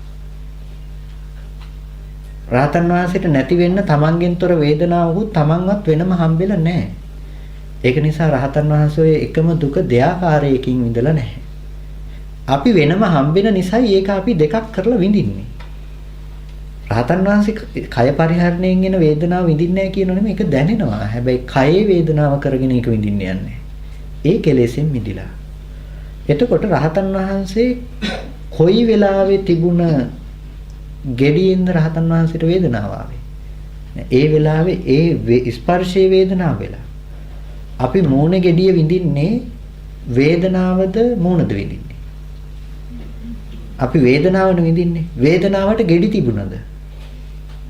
වේදනාවට මූණ තිබුණද? වේදනාවට මූණ සහ ගෙඩිය කියන දෙකම නොතිබුණු තැන. අපි විඳි ස්පර්ශ ප්‍රත්‍යයෙන් හැදුණු වේදනාව. හිතෙන් ගෙනල්ලා දීපු ටික තමයි මූණ ගෙඩියක් කියන එක. දැන් මූණයි ගෙඩියයි සම්පූර්ණම මනසින් අරගෙන මූණේ වේදනාව අපි විඳා. එකම වේදනාව දෙආකාරයකින්. දැන් අපිට රහතන් වහන්සේට මූණක් නැහැ ගෙඩියක් නැහැ. හැබැයි ස්පර්ශ ප්‍රත්‍යයෙන් හැදුණු වේදනාව විතරක් තියෙනවා. ස්පර්ශ නිරෝධයෙන් නිරුද්ධයි. ඒක නිසා රහතන් වහන්සේට දැන් ඒ මොහොතට හටගෙන ඒ මොහොතට නිරුද්ධ වෙන වේදනාවක් ඇති කල්හි කොයි වේදනාව නිරුද්ධ වුණා කියලාද රහතන් වහන්සේ ගෙඩිය හොඳ වීමේ සැප විඳින්න හදන්නේ. අපි හම්බුනේ දැන් මෙහි ගෙඩිය හොඳයි කියලානේ අපි හිත විඳි. ඒ වේදනාව මූණේ දැකපු නිසානේ. දැන් මූණයි ගෙඩියයි නැතිකොට මූණයි ගෙඩියයි කියන දෙකම නැතිකොට රහතන් වහන්සේට ස්පර්ශයේ ඉතුරු නැතුව Nirodhe දකින රහතන් වහන්සේ කොයි ගෙඩියද හොඳ වුණා කියන්නේ. පහන් දැල්ල ගන්නවා. කොයි පහන් දැල්ලද නිවුණා කියන්නේ අපි. දැන් කොයි වෙලාවේ හැදුණු වේදනාවද නැති වුණා කියන්නේ. ඒ මොහොතේ ස්කන්ධ ටිකෙන් ප්‍රකට වුණ වේදනාව ඒ මොහොතේ බිඳිලා ගිහිල්ලා. කොයි තප්පරේ කොයි මොහොතේ තිබුණ වේදනාවද දැන් අනිත්‍ය වුණා කියන්නේ. එතකොට සැපයක් පණවන්න දුක වූ අනිත්‍ය දෙයක් පණවන්න දෙයක් නැති වෙනවා යාට. එයාට නිරෝධයක් මිසක එළඹ සිටින්නේ හැම වෙලාවකදීම එයාට නිරෝධය තුල සැපත් නැති කරලා දුකත් නැති කරලා ලෝකෙ තුල. ඒ දෙකෙන්ම මිදිලා. එතකොට අන්න ඒ අර්ථය ඇතිව තමයි හැම වෙලාවකදීම අපරිහාපන්න භූමිය සහ රහතන් වහන්සේ කියන තැන පනවන්නේ. එතකොට ඒ කාරණා ටික අපි ඒ විදිහට බෙදලා දක්වමු. ප්‍රශ්න ගැටලු තියෙනවා නම් හවස මෙතන ලියලා තියන්න. හවස තියෙන ධ්‍යාන ටික ගැන කතා කරන්න. ඒක ටිකක් ලොකු පාඩමක් වෙනවා. ප්‍රශ්න ගැටලු තියෙනවා නම් ලියලා තියන්න. අපි හවස් වරුවේ මේ ඒ කියන්නේ ධ්‍යාන ටික කරොත් හොඳයි කියන අදහස ආවේ මේ අද තියෙන සංකල්පමය රටාව සහ ධ්‍යාන ගැන හිතාගෙන ඉන්න සංකල්පමය රටාව සහ මේ ශාසනීය ධ්‍යානයේ පණවන්නේ කොතනින්ද? දැන් ආර්ය ධ්‍යානය සහ අනාර්ය ධ්‍යානය කියන එකේ ලක්ෂණ ටික මොනවද? ඒ ටික අපි තේරුම් ගන්න වෙනවා. එතකොට ආර්ය ධ්‍යානය කියලා පනවලා තියෙන්නේ අනාර්ය ධ්‍යානය මොනවද? එතකොට ඒක ගැටලුවක් වෙනවානේ. අන්තිමේටම බුදුරජාණන් වහන්සේ නෙමෙයි බුද්ධත්වයට පත් වුණා කියන්නේ අන්තිමේටම ආලාර කාලාම උද්දකරම් පුත්තල බුදු වුණා කියන්න නෙවෙන්නේ අපිට. ඒ ප්‍රථම ධානයේ නිවන වුණොත් ဒုတိ ය ධානයේ නිවන වුණොත්. ඒක නිසා අපි ඒක තේරුම් ගන්න වෙනවා ආලාර කාලාම නෙමෙයි ඉස්සෙල්ලා බුදුනේ බුදුරජාණන් වහන්සේ කියන එක. ඒක නිසා ওই ටිකේ වෙනස ගැන අපිට කතා කළොත් හොඳයි කියලා හිතුණා. ඒක ඔයගොල්ලෝගේ භාවනාවට සහ ජීවිතේටත් කොහොමද ප්‍රායෝගික වෙන්නේ කියන කාරණා ටික ඔස්සේම අපි කතා කරමු. එතකොට තමන්ගේ ජීවිතයට අදාළ නොවන දෙයක් නෙමෙයි දැනටත් අදාළ කරගන්න පුළුවන් සහ ඉස්සරහටත් අදාළ වෙන දෙයක් හැටියට අපි මේ දේ කතා කරමු වෙනවා. ඒතර සම්මයි.